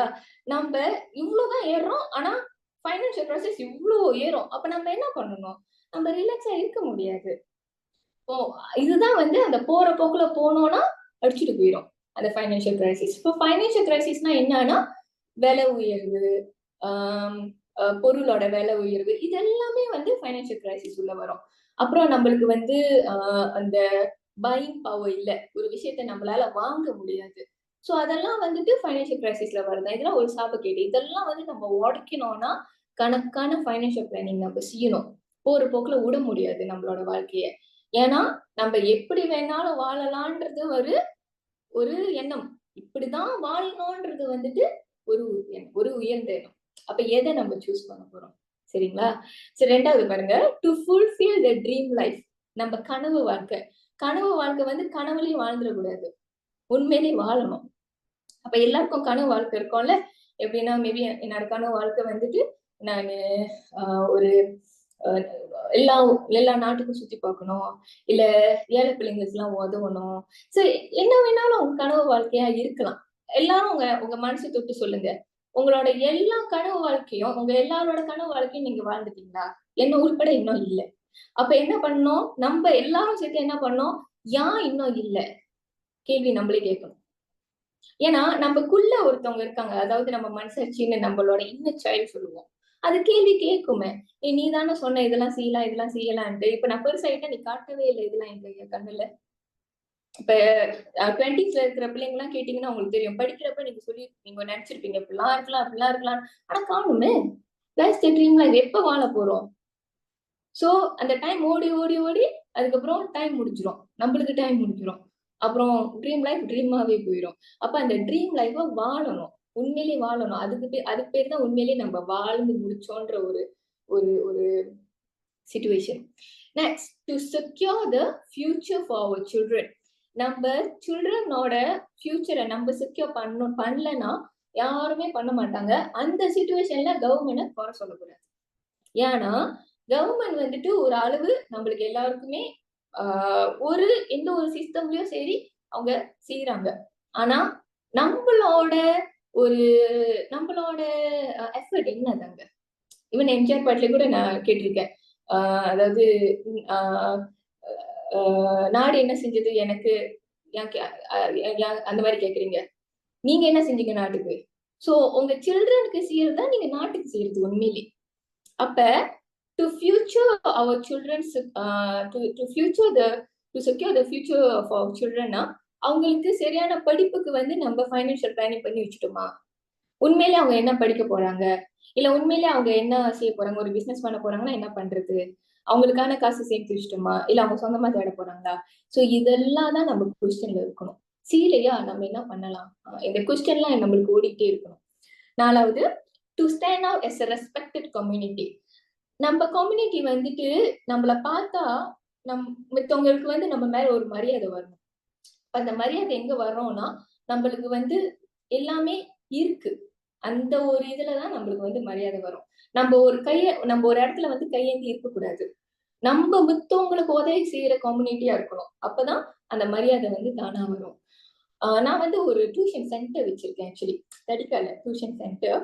ஸோ இப்ப நான் வந்து நான் இந்தியன்ல, ஆனா நான் வந்து மேத்ஸ் படிச்சு கொடுக்குறேன். பட் எனக்கு இங்கிலீஷ் டீச்சர்ஸ்லாம் வந்து தமிழவங்க தான் இருக்காங்க, தமிழ் டீச்சர்ஸ் தான். அப்ப மோஸ்ட்லி மல்லே ஸ்டூடெண்ட்ஸ் தான் எனக்கு வரவங்க. அந்த மல்லே ஸ்டூடெண்ட்ஸோட பேரண்ட்ஸ் வந்து என்கிட்ட என்ன சொல்லுவாங்கன்னா, இங்கிலீஷ் டீச்சர் யாருன்னு கேட்பாங்க. மல்லையா, சைனீஸா, இந்தியனா கேட்பாங்க. நான் சொன்னேன் இந்தியன் டீச்சர்னு சொல்லுவேன். Oh, bagus bagus. Kita memang nak cikgu orang India bagus ajar Englishனுவாங்க. சோ படிப்புல நம்ம ஏறக்குறைய அந்த இடத்தை புடிச்சிட்டோம். சரிங்களா? இது வந்து எனக்கு வர ஒரு 10 மல்லே பேரண்ட்ஸ்னா அதுல 5 மல்லே பேரண்ட்ஸாவது சொல்லிடுவாங்க இந்த விஷயத்த. இன்னொரு 5 சொல்லலனாலும் அவங்க அதான் நினைக்கிறாங்கன்னு எனக்கு தெரியும். சோ அப்ப அவங்களோட மித்தவங்களோட எண்ணத்துல நம்ம இந்தியன்ஸ் வந்து நல்லா இங்கிலீஷ் பேசுறோம்ன்ற ஒரு இடத்தை புடிச்சிட்டோம். அதாவது ஒரு ஒரு படிப்புலயும் சரி, ஒரு ஒரு இன்னொரு மொழி கத்துட்டு நம்ம பேசுறதுல நம்பர் 1. ஆனா ஃபைனான்சியல் எப்ப வரப்போறோம்? இந்த மாதிரி வார்த்தை kalau India bagus, finance memang ada banyak very good in financial planning. எப்ப அவங்க கிட்ட இருந்து வரணும், நம்ம சொல்லக்கூடாது. எப்ப அவங்க இந்த மாதிரி சொல்றாங்களோ அப்ப நம்ம ஜெயிச்சிட்டோம்னு அர்த்தம். அப்ப இதுக்கு வந்துட்டு நானு நீங்க எல்லாரும் தான் சேர்ந்து இந்த விஷயத்தை கொண்டு வரணும். ஓகே, 5வது, to not fall in the trap of debt. கடன் இது ஒரு பாதாள குழி. நம்ம என்னதான் படிச்சு வேலைக்கு வந்தாலும் இந்த டெப்த்ல விழுந்தோன்னு வைங்க, முடிஞ்சு. அந்த டெப்த கிளியர் பண்றதுக்கே நம்ம ஓடி ஓடி ஓடி ஓடி போவோம். அப்ப ஆனா டெப்த் இருக்கக்கூடாதுன்னு இல்ல, கடன் இருக்கணும். கடன் இருந்தாதான் நம்ம வேலை செய்வோம். ஆனா வாழ்க்கை முழுக்க கடன் இருக்கக்கூடாது. அப்ப நம்ம என்ன பண்றோம், வாழ்க்கை முழுக்க அந்த கடனை அடைக்கிறதுக்கு ஓடுறோம். அப்ப என்னதான் பண்றது? இப்ப கடன் இருக்குதான், கடன் இல்லாம வாழ்க்கை முடியாது. அதாவது ஒரு ஒரு ஒரு ஒரு பாயோ ஒரு கேர்ளோ அவங்க கிராஜுவேஷன் பண்ணி முடிஞ்சு வேலைக்கு வந்தாங்க. ஒரு லவ் வருதோ இல்லையோ கடன் வந்துரும். உண்மைதானே? காடி கடன், பித்தியம் கடன் எல்லாம் வரிசையா நிக்கும். அப்ப இது என்னதான் பண்றது? இங்கதான் நம்ம பிளான் பண்ணணும். எனக்கும் தான் கடன் இருந்துச்சு. ஆனா நான் என்ன பண்ணேன், இந்த கடனை நான் மாசம் மாசம் கட்டிட்டு இருக்க மாட்டேன். ஆனா இந்த கடனை பட்டு நான் அடைக்கணும்னா நான் பெருசா சம்பாதிக்கணும். அந்த பெருசா சம்பாதிக்கிறது எங்கேருந்து எனக்கு கிடைக்கும்? இப்ப நான் மாசம் மாசம் அன்னாடம் ஆபீஸ் போயிட்டு மாச சம்பளம் எடுத்துருந்தா முடியுமா? முடியாது. அப்ப நான் சொந்தமா ஏதாவது செய்யணும். எனக்குன்னு ஒரு இன்கம் தேவை. அந்த இன்கம் வந்து நான் பெருசாக்கணும். அந்த பெருசாக்கி என் கடனை பட்டு நான் அடைச்சிடணும். இதுதான் வழி. ஏன்னா நம்மளோட கடன் நம்ம தான் அடைக்க முடியும், வேற யாரும் அடைக்க மாட்டாங்க. நம்ம அடைக்கல, அது ஒரு பாதாள குழி. நம்ம உழுவுறது இல்லாம பட்டு நம்ம இல்லாம போயிட்டா சுத்தி சுத்தி இருக்கிறவங்க நம்ம ஃபேமிலி மெம்பர்ஸ் அவங்களையும் கூட்டிட்டு அந்த பாதாள குழிக்குள்ள நம்ம விழுந்துருவோம். அவங்க கையும் நம்ம பிடிச்சி இழுத்துருவோம். ஏன்னா நம்ம எல்லாம் போனா அவங்க தானே அந்த கடனை கட்டணும். அதுவும் நடக்கும். அப்ப இந்த குழிக்குள்ள நம்ம விழுந்துடக்கூடாது. அதுக்குதான் இந்த ஃபைனான்சியல் பிளானிங் பண்ணணும். அண்ட் 6வது, a life without financial planning is one step away from poverty. povertyனா மிஸ்கின், லைக் ரொம்ப ஏழையான ஒரு வாழ்க்கை.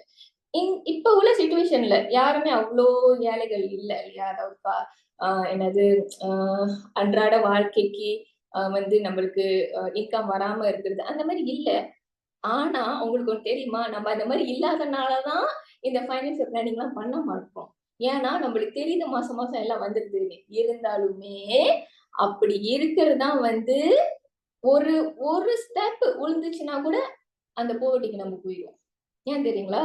இந்த மாசம் மாசம் நம்மளுக்கு வர செலவு வர இன்கம்ல நம்ம வந்து அந்த டெய்லி விஷயத்தை தான் வந்து நம்ம சரி செஞ்சுட்டு வந்துகிட்டு இருக்கோம். இப்ப அந்த மாசம் மாசம் வர சம்பளம் அங்க இல்லாம போனுச்சுன்னா என்ன ஆகும்? சோ நம்ம எந்த ஒரு பிளானிங்கும் அங்க பண்ணலைன்னா என்ன ஆகும்? யார் வந்து அந்த நம்மளோட டெய்லி சிச்சுவேஷனை வந்து ஹேண்டில் பண்ணுவாங்க? அப்ப நம்ம போட்டிக்குள்ளதானே விழுறோம். இதுதான் அந்த ஃபைனான்சியல் பிளானிங் பண்ணலைன்னா it is one step away from போவர்ட்டி. நம்ம வந்து நம்மள ரொம்ப நினைச்சு கூடாது. அதாவது நம்மளுக்கு வேலை இருக்கு, இது இருக்கு, இல்ல எல்லாமே அந்த டைம்ல நம்மளுக்கு இருக்கு. ஆனா அதை நம்ம செக்யூர் பண்ணி விக்கலைன்னா, அதுக்குன்னு ஒரு பிளானிங் பண்ணி விக்கலைன்னா நம்மளும் அந்த போட்டியில விழுவுறதுக்கு ஒரே ஒரு காலு தான் இருக்கு, ஒரே ஒரு ஸ்டெப் தான் இருக்கு. சில வரிக்குள்ள விழுந்துருவோம். சோ ஆனா இதுதான் நடக்கும்னு சொல்ல வரல, நடந்துடலாம். அப்ப நடக்காம இருக்கிறதுக்கு நம்ம என்ன பண்ண போறோம் தானே? இப்ப திருடவங்க இருக்காங்கன்ற ஒரு கான்செப்ட் எல்லாருக்கும் தெரியுது தானே? ஆனா திருடவங்களை யாரும் எத்தனை பேரு உண்மையிலேயே திருடவங்க பார்த்திருக்கீங்கன்னு எனக்கு தெரியல. ஆனா நம்ம எல்லாருமே வீட்டு போட்டு வச்சிருக்கோம். ஒரு விஷயம் இருக்குன்னு நான் நம்புறோம். அப்ப அது கூட்டு பிடிச்சிருக்கோம். அப்ப இந்த மாதிரி ஒரு விஷயம் இருக்குன்னு நம்பினா இதுக்கு நம்ம என்ன பண்றோம்? எப்படி ஒரு நம்பிக்கையில நம்ம வந்துட்டு டெய்லி லைஃப் கொண்டு போறோம்? சோ இது ஒரு முக்கியமான ஒரு விஷயம். நம்ம கண்டிப்பா பிளானிங் பண்ணி ஆகணும். எப்படின்னா நான் ஒரு ஒரு ஒரு பெரிய சம்பாதிக்கிறதுக்கான ஒரு விஷயத்தை நோக்கி நம்ம போகணும். நம்ம எல்லாருமே. சோ இதுதான் வந்து why we need to do financial planning. இப்ப நான் அடுத்த ஸ்லைடுக்கு போறேன். இதுல ஏதாவது கேள்விகள்? இல்ல. ஓகே. இப்ப ஃபைனான்சியல் பிளானிங் எல்லாம் சொல்லிட்டேன். இப்ப நீங்க ஃபைனான்சியல் பிளானிங் செஞ்சீங்கன்னா, ஆட்டோமேட்டிக் அது ஃப்ரீடம்க்கு கொண்டு போகும். சரிங்களா? So have to achieve financial freedom? எப்படி உங்களோட ஃபைனான்சியல் ஃப்ரீடம நீங்க அச்சீவ் பண்ணுவீங்கன்னா, 1வது நீங்க வந்து உங்களுக்கு என்னதான் வேணும்? முதல்ல நான் சொல்லிட்டேன். உங்களுக்கு என்ன வேணும்ன்றத வந்து சின்ன சின்னதா கேட்காதீங்க. உங்களுக்கு என்ன வேணுமோ அப்படியே நீங்க கொட்டுங்க. அதாவது உங்களோட ஆசைகள் எதுவுமே நீங்க ஸ்மாலா செய்யாதீங்க. புத்தகத்தில் இதான் உங்க ஆசைன்னா நீங்க எழுதிருங்க. இதான் உங்களோட நீட்ஸ்ன்ட்டு. So set your needs. Okay. So இதுதான் என் நீட்ஸ், இதான் எனக்கு வேணும், இதான் எனக்கு வேணும். ஓகே. சோ ஆனா உங்க அளவுக்கு எப்படி ரியலிஸ்டிக்கா இருக்கணுமோ அதை நீங்க செஞ்சீங்க. எக்ஸாம்பிள் என் பிள்ளைய வந்துட்டு இந்த இந்த இடத்துல நான் படிக்க வைக்கணும். எனக்கு இந்த காடி வேணும். எனக்கு இந்த வீடு நான் வாங்கணும். எனக்கு ஒரு 40 வயசு மேல எனக்கு கண்டினியூஸா வந்துட்டு இவ்வளோ சேவிங்ஸ் வந்து பேங்க்ல இருக்கணும். இதான் நீட்ஸ். சோ கணக்கா நம்ம எத்தனை பேர் இந்த நீட்ஸ் எல்லாம் யோசிச்சிருக்கோம்? யோசிச்சது இல்லை. ஏன்னா நம்மளுக்கு கண்டினியூஸா ஒரு விஷயம் தானா நடக்கிறப்ப நம்ம அதை நம்பிடுவோம். ஓ இதுதான்ட்டு. பட்டுன்னு ஏதாவது நடந்தாதான் ஓ ஓகே இந்த மாதிரியும் இருக்கும்னு நம்புவோம். சோ நம்ம வந்து அவுட் ஆஃப் த பாக்ஸா திங்க் பண்ணணும். இன்னைக்கு இருக்கிறது இன்னைக்குதான். ஆனா அவுட் ஆஃப் பாக்ஸ் நம்ம எப்பவுமே யோசிக்கணும். சோ அதான் set your needs. Next calculate the value for your needs. இப்போ உங்களுக்கு தெரிஞ்சிச்சு எனக்கு இந்த காடி வேணும், இந்த வீடு வேணும், அப்பலே வந்து இந்த காலேஜ்ல சைன் பண்ணணும். ரியலா நீங்க கல்குலேட் பண்ணணும். அதாவது உங்க பிள்ளை 10 வயசுனா அந்த பிள்ளைய டாக்டர் அனுப்ப போறீங்கன்னா இப்ப டாக்டர் படிக்கிறதுக்கு 1 லட்சத்துல இருந்து 2 லட்சம் தேவைப்படுது. அப்ப அந்த பிள்ளை இன்னும் 15 வருஷத்துல போய் இன்னொரு 10 வருஷத்துல போய் டாக்டர் படிக்க போகுதுன்னா அப்ப உங்களுக்கு மினிமம் 2 லட்சமாவது தேவைப்படுவாங்க. அப்ப 2 லட்சம் நீங்க வந்துட்டு அதுக்கான தேவைகள் இருக்கு அங்க. சரிங்களா? அது வந்து நீங்க அட்லீஸ்ட் தெரிஞ்சு வச்சுக்கணும். ஓகே இது இருக்குன்ட்டு. அதுதான் கல்குலேட் த நீட்ஸ். ஓகே. அடுத்து ஓகே நீட்ஸ் தெரிஞ்சிச்சு. எவ்வளவு வேணும் எவ்வளவு வேணும். படிப்புக்கு 2 லட்சம், அதுக்கப்புறம் காடி மாத்துறதுக்கு காடி வந்து காடி மாத்துறதுன்னா நீங்க வந்துட்டு அதுக்கான எல்லா செலவுகளும் சேர்த்து தான் பண்ணணும். நம்ம எல்லாம் என்ன பண்றோம் லைக் அந்த லோன்ல 100% லோன் 90% லோன்ல வந்து நம்ம கனெக்ட் பண்றோம். ஆக்சுவலி அப்படி இல்ல. India is the best actually காடி லோன் கொடுக்கறதுல. ஒரு 10% 20% தான் கொடுப்பாங்க. மித்ததெல்லாம் 80% சொந்த காசு.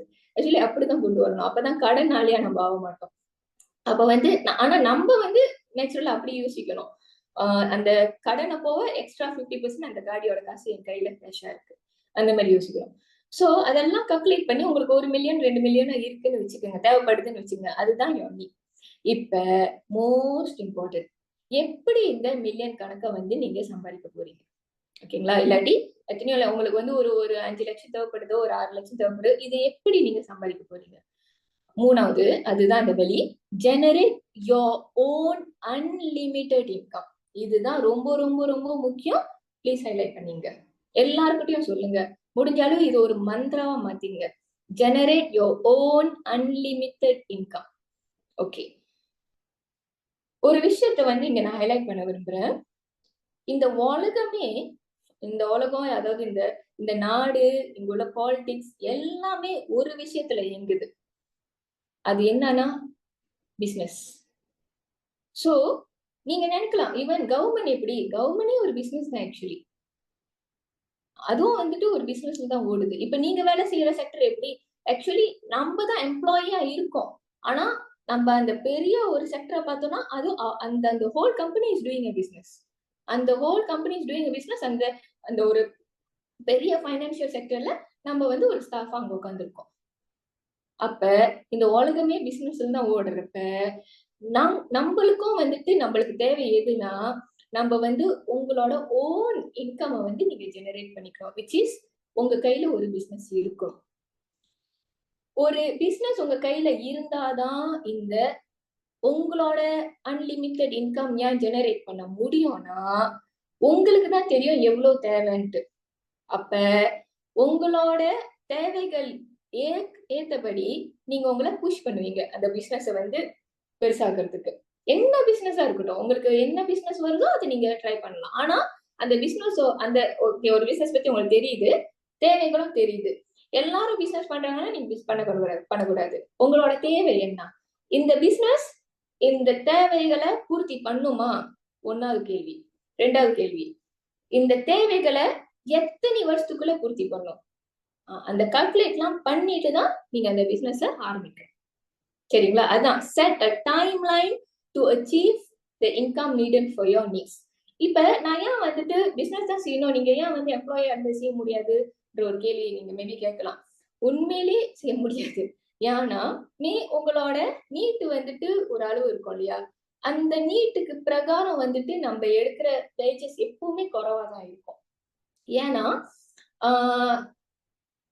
உங்க நீட்ஸ் கூட மாறலாம், உங்க நீட்ஸ் கூட இன்க்ரீஸ் ஆகலாம்.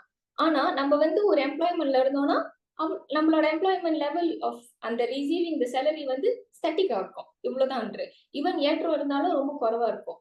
ஆனா பிசினஸ்ல மட்டும் தான் ஒரே மாசத்துல 10 லட்சம் சம்பாதிச்சவங்க ஒரு 100 லட்சம் கூட சம்பாதிக்க முடியும். அது பிசினஸ்ல மட்டும் தான் நடக்கும். ஆனா நம்ம ஒரு இந்த மாசத்துல 5000 வெள்ளி சம்பாதிக்கிறோம், அடுத்த மாசத்துல பாஸ் கிட்ட போயிட்டு பாஸ் நான் இன்னும் கொஞ்சம் எக்ஸ்ட்ரா வேலை செய்யறேன், எனக்கு 7000 வெள்ளி கொடுக்குறீங்களான்னு கேட்டா கொடுப்பாங்களா? கண்டிப்பா கொடுக்க, வீட்டுக்கு சூறு அனுப்பி விடுவாங்க. சோ அது நடக்காது. அப்ப உங்களோட நீட்ஸ் ஏறும் போது நீங்க உங்களோட பொருளாதாரமா ஏறணும்னா அது உங்க கையில இருக்கணும். அந்த அந்த மணி ரவுண்டிங் வந்து உங்க கையில இருக்கணும். அப்ப உங்க கையில என்ன இருக்கணும்னா பிசினஸ் இருக்கணும். ஏன்னா உங்க கையில அந்த பவர் இருந்துச்சுன்னா நீங்க அந்த பிசினஸ் ஏத்த முடியும். சோ இதனாலதான் பிசினஸ் மூலியமா, அதுக்கு பேர் தான் generate your own unlimited income. அன்லிமிட்டடா இருக்கணும். லிமிட் யாருமே உங்களை லிமிட் பண்ணக்கூடாது. 8 to 5 வேலை செய்யறோம். நம்ம பாஸ் போய் சொன்னா பாஸ் நாளையில இருந்து நான் 10 மணி வரைக்கும் வேலை செய்யறேன், எக்ஸ்ட்ரா கொடுங்கன்னு சொன்னா கொடுக்க மாட்டாங்க. ஏன்னா பாஸ் கொடுக்க மாட்டாருன்னு இல்ல, முடியாது, அவங்க சிஸ்டம் அவ்வளவுதான். ஆனா நீங்க பிசினஸ் 8 to 5 செஞ்சு ஆனா திடீர்னு 8 to 10 வரைக்கும் நீங்க பிசினஸ் செய்யறேன்னு சொன்னா முடியும். அதுக்கு பேர் தான் அன்லிமிட்டட். சோ அப்ப அன்லிமிட்டட்னு வரும்போது உங்களோட தேவைகள் எது அதுக்கு ஏத்தபடி நீங்க போவீங்க. சோ இப்ப நான் சொன்ன மாதிரி உங்களுக்கு தெரியுது ஒரு பிசினஸ் வந்துட்டு இது கொடுக்கும், ஆனா டைம் லைன் பாத்துக்கோங்க. உங்களுக்கு என்ன வயசு, இந்த வயசுக்குள்ள நீங்க அதை அச்சீவ் பண்ண போறீங்க. What is the time line? So set a time line to achieve the income needed for your needs. அடுத்து உங்களுக்கு எல்லாம் கிடைச்சிருச்சு, உங்களுக்கு என்ன நீட்ஸ்னு தெரியுது, உங்களால கால்குலேட் பண்ணி வச்சிட்டீங்க, எவ்வளவு தேவைன்னு தெரியுது, எந்த பிசினஸ் பண்ண போறீங்கன்னு தெரியுது, எத்தனை வருஷத்துக்குள்ள அந்த நீட்ஸ் எடுக்க போறீங்கன்னு தெரியுது. எல்லாம் தெரிஞ்ச பிறகு அந்த பிசினஸ் நீங்க ஆரம்பிச்சுட்டோன்னு 100% போக்கஸா இருக்கணும். யாரெல்லாம் சொன்னாலும் கேட்க கூடாது. அந்த கடிவாளம் கட்டணும், குதிரை மாதிரி. அது அந்த அந்த அந்த கோலை அச்சீவ் பண்ற வரைக்கும் கிவ் அப் பண்ணவே கூடாது. ஏன்னா அந்த கோல் அச்சீவ் பண்ற அந்த பாதையில நிறைய தடுக்கல் வரும். அங்கதான் வந்து you should never give up. ஏன்னா கோல் இன்னும் அச்சீவ் பண்ணல. என்ன ஒண்ணுங்க கோல்? 1 மில்லியன் சம்பாதிக்கணும். 1 மில்லியன் சம்பாதிக்கிற வரைக்கும் அந்த கோல் அச்சீவ் அந்த அந்த கிவ் அப் பண்ணக்கூடாது. ஏன்னா சிஸ்டம் சரியா இருக்குன்னு தெரியுது. தடுங்கல் வரும், எல்லாத்துலயும் தடுங்கல் வரும். ஆனா அந்த தடுங்களை தாண்டி ஓடணும். அதுக்கு பேர் தான் 100% ஃபோக்கஸா இருக்கணும். இப்ப இந்த நீட்ஸ் எல்லாம் தெரியலன்னா நம்ம எங்க போவோம் சொல்லுங்க? அதாவது நம்மளுக்கே தெரியல ஏன் சம்பாதிக்கிறோம், எவ்வளவு வேணும் நம்மளுக்கே தெரியல. சோ நம்ம எதை நோக்கி போவோம்? நம்மளுக்கே தெரியாது எவ்வளவுதான் வேணும் நம்மளுக்கு. சோ அப்ப வந்து எந்த ஒரு ஆறா இல்லாம அப்படியே போற மாதிரி இருக்கும். அதனாலதான் இப்ப ஏன் சம்பாதிக்கிறேன், உனக்கு எவ்வளவு வேணும் பட்டுருங்க. எனக்கு ஒரு 1 மில்லியன் வேணும், இதுக்குதான் சம்பாதிக்கிறேன். எனக்கு ஒரு 3 மில்லியன் இதுக்குதான் சம்பாதிக்கிறேன். அந்த கோல் இருக்கணும். அவங்க இந்த மாதிரி ஆட்கள்கிட்ட நீங்க பேசுனீங்கன்னா அவங்களோட வார்த்தை, அவங்களோட பேச்சு, செயல், அவங்களோட டெய்லி லைஃப் எல்லாமே வித்தியாசமா இருக்கும். ஒரு நிமிஷம் கூட வேஸ்ட் பண்ண மாட்டாங்க. சோ இந்த மாதிரி இருந்தோம்னா நம்ம ஃபைனான்சியல் ஃப்ரீடம் அச்சீவ் பண்ண முடியும். இதுல ஏதாவது கேள்விகள் இல்ல? அடுத்து போயிரு. கடைசி, what are the benefits of financial freedom to society? சரி, வந்துட்டு ஃபைனான்சியல் ஃப்ரீடம் நம்மளுக்கு என்ன கொடுக்கும்னு பார்த்துட்டோம். ஆனா இந்த ஒரு ஞாயிறு பேச்சுல எப்பவுமே இது வந்துட்டு ஒரு விஷயத்த நான் சொல்ல பிடிக்கிறேன். என்னன்னா நம்ம செய்யற ஒரு விஷயம் அது வந்துட்டு நம்ம சொசைட்டி போய் சேரும். அதாவது நம்மளோட மக்கள், நம்மளோட கம்யூனிட்டி போய் சேரும். அப்ப நம்ம கம்யூனிட்டின்றது யாரும் இல்ல, நம்ம தான். அதாவது நான் is a part of society. அப்ப நான் செய்யறது வந்து ஒரு சொசைட்டிக்கு வந்துட்டு போய் கொடுக்கும். சோ அப்ப ஒரு ஃபைனான்சியல் ஃப்ரீடம் நான் நோக்கி போறேன்னா அது சொசைட்டிக்கு எப்படி நல்லது வருவிக்கும். நீங்க ஒரு ஃபைனான்சியல் ஃப்ரீடம் நோக்கி போறீங்கன்னா சொசைட்டிக்கு என்ன வருவிக்கும்? ஒன்னாவது கிரைம் ரேட்ஸ் ரிடியூஸ். இப்ப ஏன் வந்துட்டு சின்ன சின்ன பசங்க போயிட்டு இந்த ட்ரக் டீலிங்ல போய் சேர்றாங்க? ஏன்னா அவங்களுக்கே தெரியுது அங்க வந்து கூட காசு இருக்கு. உண்மை சொல்ல போனா அதுதான். அப்ப ஒரு ஒரு அவ்வளோ ரிஸ்கான ஒரு வேலைய ஏன் செய்யறாங்கன்னா because they need so much of money. That அவங்களுக்கு வந்துட்டு அந்த அந்த ரிஸ்க் எடுத்தும் அந்த அந்த ட்ரக் போயிட்டு அவங்க டீலிங் பண்றாங்கன்னா பிகாஸ் அங்க காசு வருதுன்னு அவங்களுக்கு தெரியுது. ஆனா உண்மையான கிளீன் பிசினஸ்லயே வந்துட்டு காசு வருது. ஆனா இந்த மாதிரி யாரும் போயிட்டு வெளியே போய் சொல்றது இல்ல, அவங்களுக்கு போய் அந்த இது கொடுக்கறது இல்ல. பட் இது வந்து இந்த ஃபைனான்சியல் ஃப்ரீடம் வந்துட்டு ஒரு ஒரு எப்படி வந்து ஒரு ஒரு தியரி நம்ம எல்லாருக்கும் போய் சொல்றோமோ இந்த மாதிரி ஒரு ஃபைனான்சியல் ஃப்ரீடம்ன்ற ஒரு தியரி வந்துட்டு எல்லாருனாலையும் முடியும்னு வந்துச்சுன்னா அந்த பையன் காதுக்கும் போவோம். அப்ப அவர் யோசிப்பான், ஓ அப்படி பிசினஸ் செஞ்சு முடியும்னா நான் யார பயந்து இந்த பிசினஸ் செய்யணும்னு சொல்லிட்டு he will come back to this side. So eventually crime rate will reduce. அடுத்து knowledge of financial freedom passed on next generation. இப்ப லட்சே நானே வந்து ஃபைனான்சியல் ஃப்ரீடம் வந்து அடைஞ்சிட்டேன்னு வைங்க. ஓகே, அடைஞ்சிட்டோன்னே நான் அதை வாழ்றேன். அந்த அந்த அந்த எந்த ஒரு ஃபைனான்சியல் ஃப்ரீடம்னா என்னன்னா உங்களுக்குன்னு இருக்கிற ஒரு கோலை நீங்க செட்டில் பண்ணிட்டீங்க. இதான் வேணும் அதுக்கு எல்லாத்தையும் பே பண்ணிட்டு உட்காந்து ரிலாக்ஸா இருக்கீங்க. ஆனா மத்தவங்க பாக்குறாங்க எப்படிலாம் இந்த பிள்ளை வேலை செய்யாம அவ்வளோ நிம்மதியா இருக்கு, எல்லாத்தையும் செட்டில் பண்ணிருச்சுன்னு. அப்ப யாராவது வந்து என்கிட்ட கேட்பாங்கல்ல, மேபி என்னோட ஜூனியரா இருக்கலாம், என்ன படிச்ச ஸ்டூடெண்ட்ஸா இருக்கலாம், கண்டிப்பா நம்ம மற்ற ஜெனரேஷனுக்கு சொல்லுவோம் பாருங்க. அப்ப அது பரவுது. அப்ப ஒரு ஆளு ஃபைனான்சியல் ஃப்ரீடமா இருக்கிறத விட ஒரு நெக்ஸ்ட் ஜெனரேஷன் எல்லாருக்கும் அந்த ஃபைனான்சியல் ஃப்ரீடம் போகுது. அல்ல ஒரு ஃபேமிலியில இப்போ ஒரு ஃபாதர் ஒரு ஃபைனான்சியல் ஃப்ரீடம் எடுத்துட்டாருன்னா கண்டிப்பா அவர் சன்னை வந்துட்டு நீ வேலைக்கு போ, மாசம் மாசம் சம்பளி அப்படியே சொல்லுவாரு இல்லையே, சொல்லி கொடுப்பாரு. ஏய் அப்பா இப்படி இருக்க, நீ வந்துட்டு நீ இப்படி எல்லாம் இது இப்படி செஞ்சனா நீ கண்டிப்பா அப்பாவோட பெட்டரா வந்துருவேன்ட்டு நெக்ஸ்ட் ஜெனரேஷன் பாஸ் ஆன் பண்ணும். மூணாவது poverty level reduces. Financial freedom வந்துட்டாலே அதை நான் சொன்னல அந்த ஒன் ஸ்டெப் பிஃபோர் poverty அது கண்டிப்பா நடக்காது, அதோட லெவல் வந்து ரிடியூஸ் ஆகும். நாலாவது talented individual get the opportunity to excel. இதுதான் ரொம்ப முக்கியம், ரொம்ப ஒரு பாவப்பட்ட ஒரு விஷயம். என்னன்னா நம்ம சொசைட்டில நிறைய டேலண்டடான பிள்ளைங்க இருக்காங்க. நல்ல நல்ல படிக்கிற பிள்ளைங்க டாக்டர் ஆக முடியும், இன்ஜினியர் ஆக முடியும், நல்ல லாயர் ஆக முடியும், நல்ல ஒரு டேலண்டடான எல்லா விஷயத்திலும் போக முடியும். ஒரே விஷயம் அவங்களை தடுக்கிறது என்னன்னா ஃபைனான்சியல். படிக்க அனுப்ப காசு இல்லை, கவர்மெண்ட் கேட்ட கோர்ஸ் கிடைக்கிறது இல்லை. அப்ப டாக்டர் ஆகுற ஒரு பிள்ளை லாயர் ஆகுது, லாயர் ஆகுற பிள்ளை போயிட்டு மேபி வேற ஏதாவது கோர்ஸ் அக்கௌண்ட் செய்யுது. அப்ப என்ன ஆகுது, அந்த டேலண்ட் எல்லாம் பிச்சு புரிஞ்சிச்சு. ஏன் அந்த டேலண்ட கணக்கா அந்த இடத்துல கொண்டு போய் விற்கிறதுக்கு தேவைன்றது வந்து ஒரு பணம். அந்த பணம் அங்க இல்லாதனால அந்த டேலண்டே பிச்சு செஞ்சு ஓடிடுது. சோ அந்த ஒரு உயிர் ஆக்சுவலி அந்த உயிருக்கு வந்து ஒரு இதுதான் இந்த உயிர் வந்து இப்படி செஞ்சா நல்லா இருக்கும்ன்ற வந்து ஒரு விஷயம். இப்ப ஏஆர் ரஹ்மானை போயிட்டு அவரை போயிட்டு அவருக்கு மியூசிக் கிளாஸ் காசு இல்லைன்னு வச்சுக்கோங்களேன் அந்த டைம்ல. ஓகே, அப்ப ஏஆர் ரஹ்மான் எவ்வளோ டேலண்டடான ஒரு பர்சன் மியூசிக்ல. அவருக்கு சப்போஸ் அந்த காசு இல்லைன்னா அந்த டைம்ல அவ்வளோ பெரிய டேலண்ட் நம்ம இறந்துருப்போம். அந்த மாதிரிதான் மலேசியால நிறைய டேலண்டடான பிள்ளைங்க இருக்காங்க. ஆனா இந்த ஃபைனான்சியல் ஃப்ரீடம் இல்லாதனால அவங்களோட டேலண்ட் வெளியே வரல. நீங்க போயிட்டு சில ஈவன் மியூசிஷியன்ஸ் கேட்டு பாருங்க, நிறைய பிள்ளைங்களுக்கு வந்துட்டு நிறைய டேலண்ட் இருக்கு. ஆனா அது இந்த ஃபைனான்சியல் ஃப்ரீடம் இல்லாதனால வெளியே வர முடியல. அப்ப இதெல்லாம் யாரு கொண்டு வரணும்? நம்ம தான்.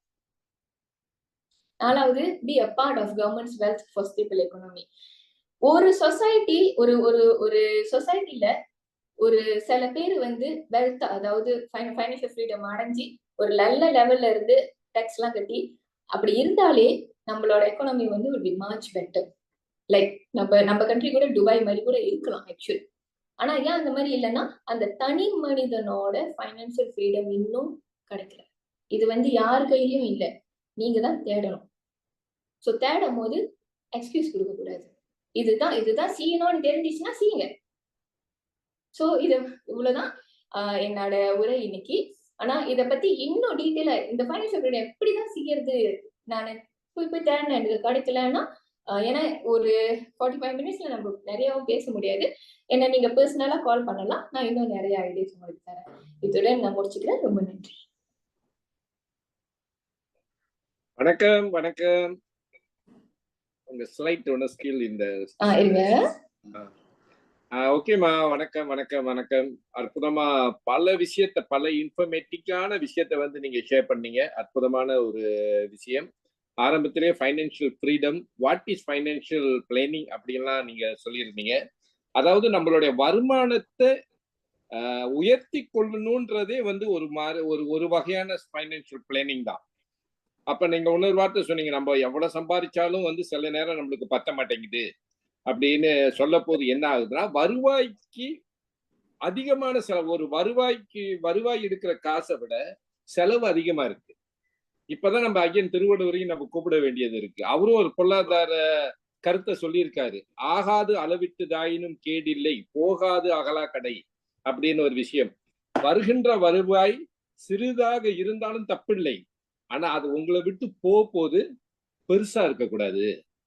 அப்ப உங்களுடைய அந்த குடும்பத்துல வந்து சிறப்பாக செலவு செய்யறதும் ஒரு பிளானிங் தான். அப்ப இன்னொரு விஷயம் சொன்னீங்க, 10 ஆண்டு 2024 அப்புறம் 2034 வந்துரும்.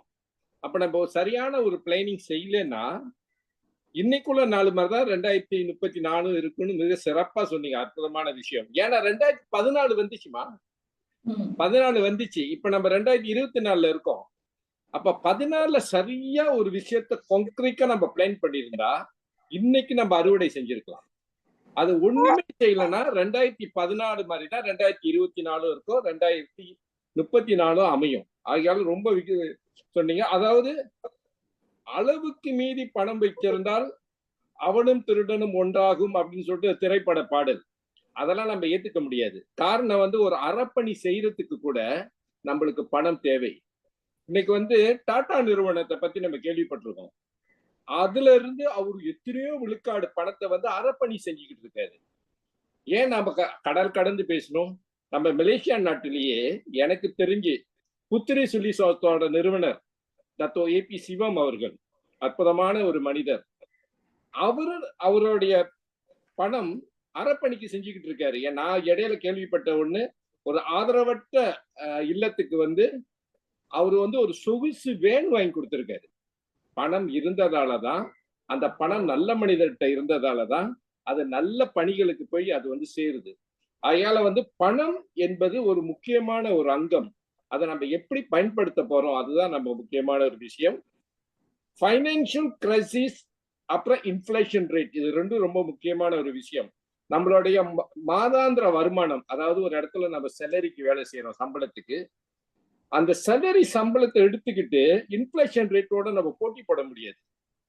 நம்மளுடைய ஆண்டுக்கு ஒரு முறை நிறுவனம் மனசு வச்சாதான் கொஞ்சம் காசு நம்மளுக்கு வந்து சம்பள உயர்வு கிடைக்கும். அதுவும் கொஞ்சம் காசு. ஆனா அந்த கொஞ்சம் காசு இன்ஃபிளேஷன் ரேட்டோட ஒப்பிட்டு பார்க்க போது எங்கேயோ போயிருக்குமா. அப்போ ஒரு 5 வருஷத்துல சூழ்நிலை என்ன ஆகும்? அதுதான் நீங்க அழகா ஒரு விஷயத்த சொன்னீங்க. நாம் அனைவரும் ஒரு தொழிலை கையில வச்சிருக்கணும். நீங்க விரும்புறீங்களோ இல்லையோ ஒரு தொழிலை கையில வச்சிருக்கணும். பிசினஸ், ஐ எக்ரி. நம்மளாம் பல ஆண்டு பிசினஸ்ல இருக்கோம், நம்மளுக்கு தெரியும். தொடக்கத்துல பிசினஸ்ல வந்து உங்களுக்கு வருமானம் குறைவா தான் இருக்கும். ஆனா போக போக போக போக போக இன்னைக்கு நல்லா சம்பாதிக்கிறவங்க எல்லாம், இன்னைக்கு ரேகோ சார் எல்லாம் வந்து எவ்வளவோ சம்பாதிச்சார் அவரு நிறுவனத்துல. அவரு வந்து முன்ன உள்ள நிறுவனத்துல வந்து ஒரு மாசத்துக்கு 1,16,000 வெள்ளி மாச சம்பளம் சம்பாதிச்சாரு. நான் அவர்கிட்ட வந்து நான் ஒரு கேள்வி கேட்டேன். சரிண்ணே, நீங்க 1,16,000 வெள்ளி சம்பாதிச்சீங்க, அந்த நிறுவனத்துல மொத நீங்க சம்பாதிச்சது எவ்வளவு? 365 வெள்ளின்னு சொன்னாரு. அப்ப 365 வெள்ளி தான் அஸ்திவாரம், 1,16,000 உயர்வு. அப்ப இந்த தொழில் எல்லாம் அப்படிதான் இருக்கும். தொழிலை வந்து நம்ம வச்சுக்கணும். நம்ம மாச சம்பளம் வந்து நிச்சயமா நம்மளோட இன்ஃபிளேஷன் ரேட்டை வந்து கண்டிப்பா வந்து போட்டி போட்டு தோத்து போயிடும். அதான் என்னுடைய கருத்து. ஏன்னா அப்படி இருக்கு. நம்மளுக்கு தெரியும், ஒரு 5 வருஷத்துக்கு முன்ன நம்ம வந்து பேராங்காடியில போய் நம்ம ஜாமான் வாங்க போது ஒரு 100 வெள்ளிக்கு ஒரு ட்ரோலி நிறைய ஜாமான் வாங்கணும். ஆனா இன்னைக்கு 100 வெள்ளிக்கு வந்து அவன் பிளாஸ்டிக்கோட கொடுக்க மாட்டேங்கிறான். சில பேரங்காட்டியில வந்து பிளாஸ்டிக்கே இல்லையா, அந்த 100 வெள்ளிக்கு வந்து கையில பிடிச்சிட்டு வந்துடுறான் ஜாமான்லாம். நேற்று நாம வந்து இந்த கேடி என்னது என்எஸ்கேக்கு போயிருந்தோம், நானே என் துணைவியாரும். இங்க தம்போயில என்எஸ்கே ஒரு பேரங்காடி இருக்கு, அங்க போயிருந்தோம். அங்கெல்லாம் காரிக்கிழமையில வந்து சனிக்கிழமையில வந்து பிளாஸ்டிக் கொடுக்கறது இல்லையா. சரி நம்ம கையில எடுத்துட்டு வந்துடலாம் அப்படின்னும். ஏறக்குறைய ஒரு 60 கொஞ்சம் ஜாமான் தான் வாங்கப்படும். ஜஸ்ட் பாஸ் பைலா ஒரு 60-70 வெள்ளி இருந்தா ஒரு 4-5 ஜாமான் தான். அப்ப இந்த இன்ஃபிளேஷன் ரேட் எங்க போய் ஒருத்தனை பாதிக்குது அப்படின்னு நம்ம யோசிக்க போதே நம்ம வந்து ஒரு கையில வந்து நம்ம தொழில வந்து செஞ்சு அந்த தொழில் மேன்மை அடைகிறதுக்கு நீங்க பின்வாங்கவே கூடாதுன்னு சொன்ன ஒரு விஷயம்லாம் வந்து அஸ்திவாரமான ஒரு விஷயம். அதனால வந்து இன்னைக்கு கொஞ்சம் நேரம் இருக்கின்ற காரணத்தால இன்னைக்கு பொருளாதார சுதந்திரம் என்ற அந்த தலைப்புல நீங்க பேசியிருக்கீங்க. இன்னைக்கு மக்கள் நம்ம ஏறக்குறைய ஒரு 20 பேர் வந்திருக்காங்க. நீங்க குடுப்பனம் உள்ளவங்க தான் அங்க வந்திருக்காங்க 20 பேர் என்று நானும் அதை முழுக்க மனசார ஒத்துக்கக்கூடிய ஒரு விஷயம். அதுக்கு முன் நமது தலைவர் ரேகோ ராசோ ஐயாவை அப்போது அழைப்போம். திரு ரேகோ இருக்கீங்களா? வணக்கம் மலை ஐயா. ரொம்ப சிறப்பா நம்ம ஷாமினி அவருடைய பேச்சை பத்தி ரொம்ப நீங்க விவரமாக பேசிவிட்டீர்கள். ஷாமினி அம்மா, உங்களுக்கு என்னுடைய பாராட்டுகளை தெரிவித்துக் கொள்ள விரும்புகிறேன். அதற்கு என்ன காரணம்னா, முத உங்களை ஒரு வருஷத்துக்கு முன்னால நம்ம ஒரு கருத்தரங்கில் சந்தித்தோம். அப்பொழுது இருந்ததை விட இந்த ஒரு வருட காலம் இருக்கும் நினைக்கிறேன். நீங்கள் மாறி இருக்கிறீர்கள், முன்னேறி இருக்கிறீர்கள். எனக்கு இது ரொம்ப பிடிக்கிறது. வளரணும், அறிவும் வளரணும், அதுதான்டா வளர்ச்சின்னு சொல்லுவாங்க. அது மாதிரி வளர்ந்திருக்கிறீர்கள், ஆற்றல் வளர்ந்திருக்கிறது, பேச்சு வளர்ந்திருக்கிறது, உங்களுடைய பொருளாதாரம் வளர்ந்திருக்கிறது. எல்லா வகையிலும் நீங்கள் வளர்ந்திருக்கிறீர்கள். உங்களுக்கு என்னுடைய சாந்தாம்மா, நீங்க உங்க பேர பிள்ளையோடு அங்கே கொஞ்சிக் கொண்டிருக்கிறீர்கள் என்பது தெரிகிறது. கொஞ்சம் ஆஃப் பண்ணுங்க. ஓகே. இந்த ஞாயிறு பேச்சுல வந்து நம்ம 5 வருஷமா எத்தனையோ வாரமா நம்ம நடத்திட்டு வரோம். ஒரு ஞாயிறு பேச்சிலே ஒரே ஒரு செய்தி நம்ம ஸ்ட்ரைக் பண்ணிட்டா போதும். இன்றைக்கு நான் நம்முடைய சுபவி ஐயாவுடைய பேச்சை கேட்டேன். காலம் அறிதல், பங்க்சுவலிட்டி, அதை பத்தி தான் ஐயா பேசினாங்க. ஒரு செய்தி என் மனதை பாய்த்தது. அதாவது ஒருத்தருக்கு நம்ம டைம் கொடுத்துட்டு அந்த டைமோட நம்ம போய் அவரை மீட் பண்ணலன்னா 3 மணி நேரத்துக்கு முன்னால கூட போயிடலாம், அது தப்பு இல்லை. ஆனா 1 நிமிடம் நீங்கள் லேட்டா போனா கூட அது தப்பு. அதாவது அவரை நீங்கள் மரியாதைப்படுத்தவில்லை அப்படின்னு சொல்றாரு. எனக்கு ரொம்ப ஃபீலிங்கா இருந்தது. நானும் ரொம்ப கவனமா இருப்பேன் டைம் விஷயத்துல. ஒருத்தர்கிட்ட ஒரு அப்பாயின்மெண்ட் கொடுத்துட்டு ஒன் டைம் போலன்னா இட் மீன்ஸ் தட் நம்ம அவங்கள ரெஸ்பெக்ட் பண்ணல அப்படின்னாரு. இது தெரிஞ்ச உடனே எப்படி இருக்கும் நமக்கு? இன்னும் கவனமா இருக்குமா இல்லையா? அப்ப அந்த எண்ணம் ஏற்படுவதற்கு அந்த ஒரு நிகழ்ச்சி நமக்கு பயன்பட்டது. அதே போல இந்த ஞாயிறு பேச்சுகளில் நிறைய பேசினாலும், நிறைய விஷயத்தை நாம் உள்வாங்கினாலும், ஏதாவது ஒரு செய்தி நம்மை உற்சாகப்படுத்தும். அந்த வகையில இன்று நீங்கள் சொன்னீர்கள், எல்லாருக்கும் தெரிந்த ஒரு செய்திதான். அதாவது கனவுகளே வாழ்க்கை என்று நீங்க சொன்ன பொழுது நீங்க ஒண்ணு சொன்னீங்க, அது கனவுலயே வாழ்ந்துட்டு இருக்க கூடாது. கனவுதான் வாழ்க்கை, சரி. ஆனா அதை கனவுல வாழக்கூடாது, நிஜத்துல வாழ வேண்டும் என்று சொன்னீர்கள். அது எனக்கு மிக மகிழ்ச்சியாக இருக்கிறது. ஆகவே தமிழ் மிக பலருக்கு நிறைய கனவுகள் இருக்க வேண்டும். நான் அப்படி ஆக போகிறேன், இப்படி ஆக போகிறேன், இருக்க வேண்டும். ஆனால் நீங்கள் சொன்னது போல அந்த அது கனவிலேயே வாழ்ந்து விடக்கூடாது, நிஜத்துக்கு வர வேண்டும் என்று நீங்கள் சொன்னீர்கள். இன்னொன்றும் என் மனதுல ரொம்ப பட்டது. கடன் இருக்கலாம், அது ஒன்றும் பிழை இல்லை. ஆனால் வாழ்க்கை முழுவதும் கடன் இருக்கக்கூடாது என்று சொன்னீர்கள். என்ன அருமையான சிந்தனை! இதையெல்லாம் நம்முடைய மக்கள் கேட்கின்ற பொழுது, கடன் பட்டது ஒன்றும் பெரிய தப்பு அல்ல. கடனை முடித்து விட்டு அதிலிருந்து வெளியே வந்து விட வேண்டும் என்ற ஒரு உணர்வு ஏற்பட்டால் அதுவே வெற்றி. இந்த ஞாயிறு பேச்சுடைய வெற்றி. எனக்கெல்லாம் ஒவ்வொரு ஞாயிற்றுக்கிழமையும் எப்பொழுது வரும் என்று ஆர்வத்தோடு, ஆசையோடு நான் காத்து கொண்டிருப்பேன். கடந்த 5 வருடமாக ஆண்டவனும் எங்களுக்கு இந்த 5 வருட வாழ்க்கையிலே ஒரு சின்ன பிரச்சனையை கூட கொடுத்தான். வாரம் இந்த ஞாயிற்றுக்கிழமை பேச்சின் போது இங்கே வந்து உட்காரக்கூடிய ஒரு வாய்ப்பை கொடுத்திருக்கிறார். பல பேருக்கு நேரம் இருக்காது, பல பேருக்கு வந்து உட்காருவதற்கு வசதி, வீட்டுல கூட ஒரு டேபிள் இருக்காது, வசதி இருக்காது. நான் உங்களை கேட்டுக்கொள்கிறேன், இந்த ஞாயிறு பேச்சு தொடரும், திருக்குறள் வகுப்பு தொடரும். அதனாலே உங்கள் வீட்டிலே மலை ஐயாவுக்கு நிச்சயமாக அவர் வீட்டுக்கு போயிருக்கேன். ஒரு அழகான டேபிள் உட்கார்ந்து இருப்பதை போல உங்களுக்கென்று ஒரு டேபிளை, ஒரு மேஜையை வைத்துக் கொள்ளுங்கள். நல்லது அன்பான உறவுகளே, மிக சிறந்த பேச்சு அம்மா. உங்களுக்கு என்னுடைய வாழ்த்துக்கள்.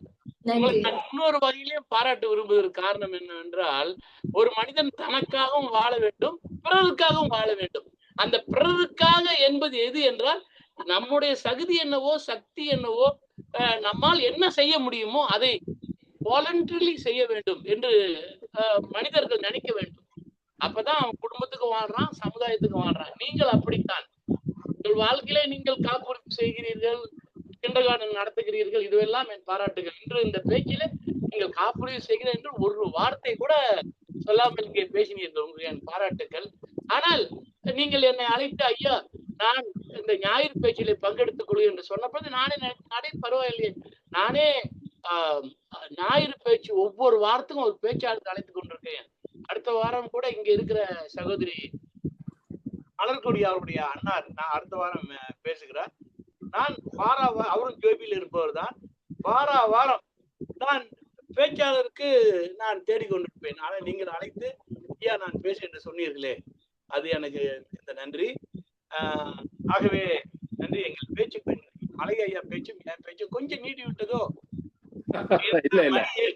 மணி 7 ஆகிவிட்டது. இல்ல, இன்னைக்கு சகோதரி கொஞ்சம் ஒரு 10 நிமிஷத்துக்கு முன்னே நிப்பாட்டிட்டாங்க. ஒரு 10 நிமிஷம். ஆனாலும் பாருங்கள், நான் பேசிய மணி 7 ஆகிவிட்டது, நிகழ்ச்சியை முடிக்க வேண்டியிருக்கிறது. ஆகவே நீங்கள் பரவாயில்லை, ஒரு 5 நிமிடம் அதிகம் போனால் பரவாயில்லை. நீங்கள் உங்கள் கருத்துக்களை சொல்லலாம். ஆஸ்திரேலியாவில இருந்து நம்முடைய டாக்டர் அப்பாடு ஐயா இருக்கிறார்கள். மற்றவர்களும் பேசலாம். பேசாதவர்கள் மைக்கை ஆஃப் பண்ணி விடுங்கள். மலர்கொடி அம்மா பேசலாமா? பேசுங்க. வணக்கம் எல்லாருக்கும். ஷாமினி, ரொம்ப நன்றி. Very effective presentation. In other words, nowadays for the world, business இறங்கினா தான் நம்ம லைஃப் உயரமா எடுத்துட்டு வரோம் முடியும். I'll give you a very simple example. நாங்கெல்லாம் எஸ்டேட்ல பிறந்தோம். அப்புறம் எங்க அப்பா சம்பளம் வந்து 60 வெள்ளி ஒரு மாசம். 60 வெள்ளி ஒரு மாசம், 10 பேரு பிள்ளைங்க எல்லாம். ஸோ எங்க அண்ணன் வந்து பார்த்தாரு எப்படி நம்ம இந்த லைஃப் இன்னும் நல்லா செய்யறதுன்னு பார்த்தாரு. ஸோ ஒரு சின்ன கோபி கடை தான் திறந்தோம். கோபி கடை, ஐஸ் கடை. அந்த வருமானத்திலே குடும்பம், அவருக்கு சம்பளம் வந்து 60 வெள்ளி எங்க அப்பாவுக்கு. ஒரு நிமிஷம் ஐயா, அந்த 12 கோசம் 1 51 உங்க மைக்கை கொஞ்சம் ஆஃப் பண்ணுங்க ஐயா ப்ளீஸ். 12 கோசம் 1 51 மைக் கொஞ்சம் ஆஃப் பண்ணுங்க. ஏன்னா நிறைய ஒரு சத்தம் வந்துட்டே இருக்கு உங்க போன்ல இருந்து. துர்கா இல்லைங்களா? துர்கா இல்லங்க, அவங்கதான் ஹோஸ்ட்.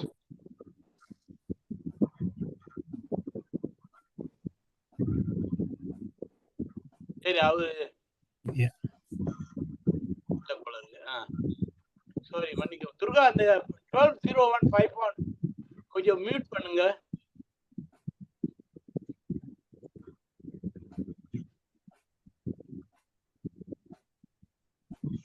சரி, அப்ப நீங்க பேசுங்க. ஓகே.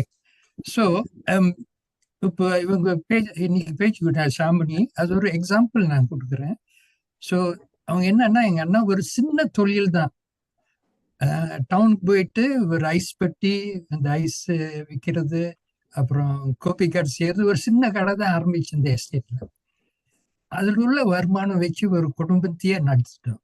அதுல ஒண்ணு ரொம்ப முக்கியம் என்னன்னா, எங்க அம்மா வந்து சமைக்கிறதுக்கு எங்களுக்கு எல்லாத்தையும் சொல்லி கொடுத்துட்டாங்க சின்ன பிள்ளையிலே சமைக்கிறது. ஸோ காலையில ஸ்கூலுக்கு போகும்போது பலகாரம்லாம் செஞ்சுட்டு நாங்கெல்லாம் எஸ்டேட்ல எல்லாம் வித்துட்டு, தலையில அப்படியே போயிட்டு வித்துட்டு எடுத்துட்டு போயிட்டு அப்புறம் ஸ்கூலுக்கு போவோம். அதுல என்ன நல்லது அவங்க செஞ்சாங்கன்னா, இந்த வெக்கம், நாணம் இதெல்லாம் இல்லாம சின்ன பிள்ளையில இருந்து எங்களுக்கு கிட்ட அதெல்லாம் இல்லாம செஞ்சுட்டாங்க. ஏன்னா லைஃப்ல வந்து முன்னேறதுக்குன்னா கஷ்டப்படணும் அப்படின்னு எங்க அம்மா எனக்கு சொல்லி கொடுத்தாங்க. ஸோ அதோட என்னாச்சுன்னா, படிப்பெல்லாம் முடிஞ்சது, நல்லா பாஸ் பண்ண எக்ஸாம் எல்லாம். அப்புறம் வெளிநாடு போனேன். வெளிநாட்டு இங்கிலாந்து போயிட்டு 5 வருஷம் எனக்கு எங்க தாய் தாப்பம் 5 காசு கொடுக்கல. ஆனா நான் எப்படி அவங்க சர்வைவ் பண்றேன்னு, எப்படி அக்கௌண்டன்சி படிச்சு, நான் அவங்க சொல்லி கொடுக்க தொழில் சமைக்கிற தொழில், புரியுதுங்களா? அந்த சமைக்கிற தொழில் வச்சு நான் படித்தேன் அந்த 5 வருஷம், புரியுதுங்களா?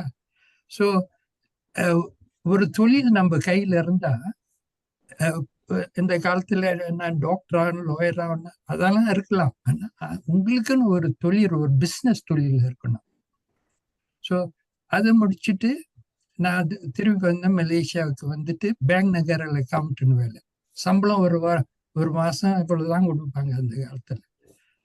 பட் அது பார்த்தா அதுல ஒரு ஃபிக்ஸ் சேலரின்னா அதுக்கு தகுந்தாப்புல இருக்கணும். அதெல்லாம் விட்டு கவர்மெண்ட் வேலை விட்டுட்டு பென்ஷன் விட்டுட்டு நம்ம வெளிநாடு போகலாம் அப்படின்னு இப்போ ஆஸ்திரேலியா வந்தேன்.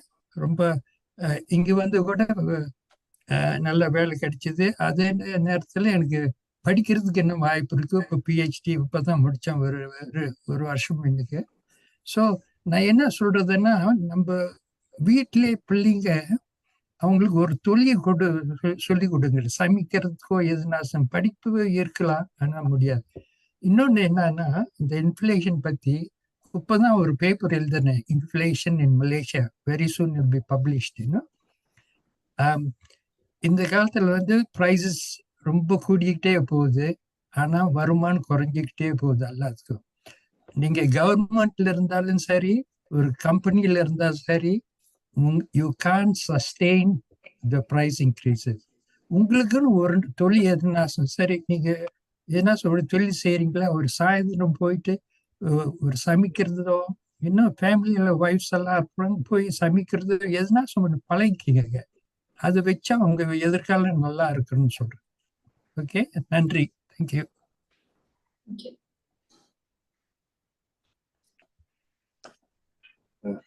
நன்றி ஐயா, நன்றி. அடுத்து யாரு? சார் நம்ம சிவகாசி நவனி சார் இருக்காரு. நவனி சார், உங்க கருத்தை சொல்லுங்க. வணக்கம். வணக்கம். வணக்கம். வணக்கம். அருமையான சிந்தனையை தூண்டக்கூடிய அற்புதமான நிகழ்ச்சி.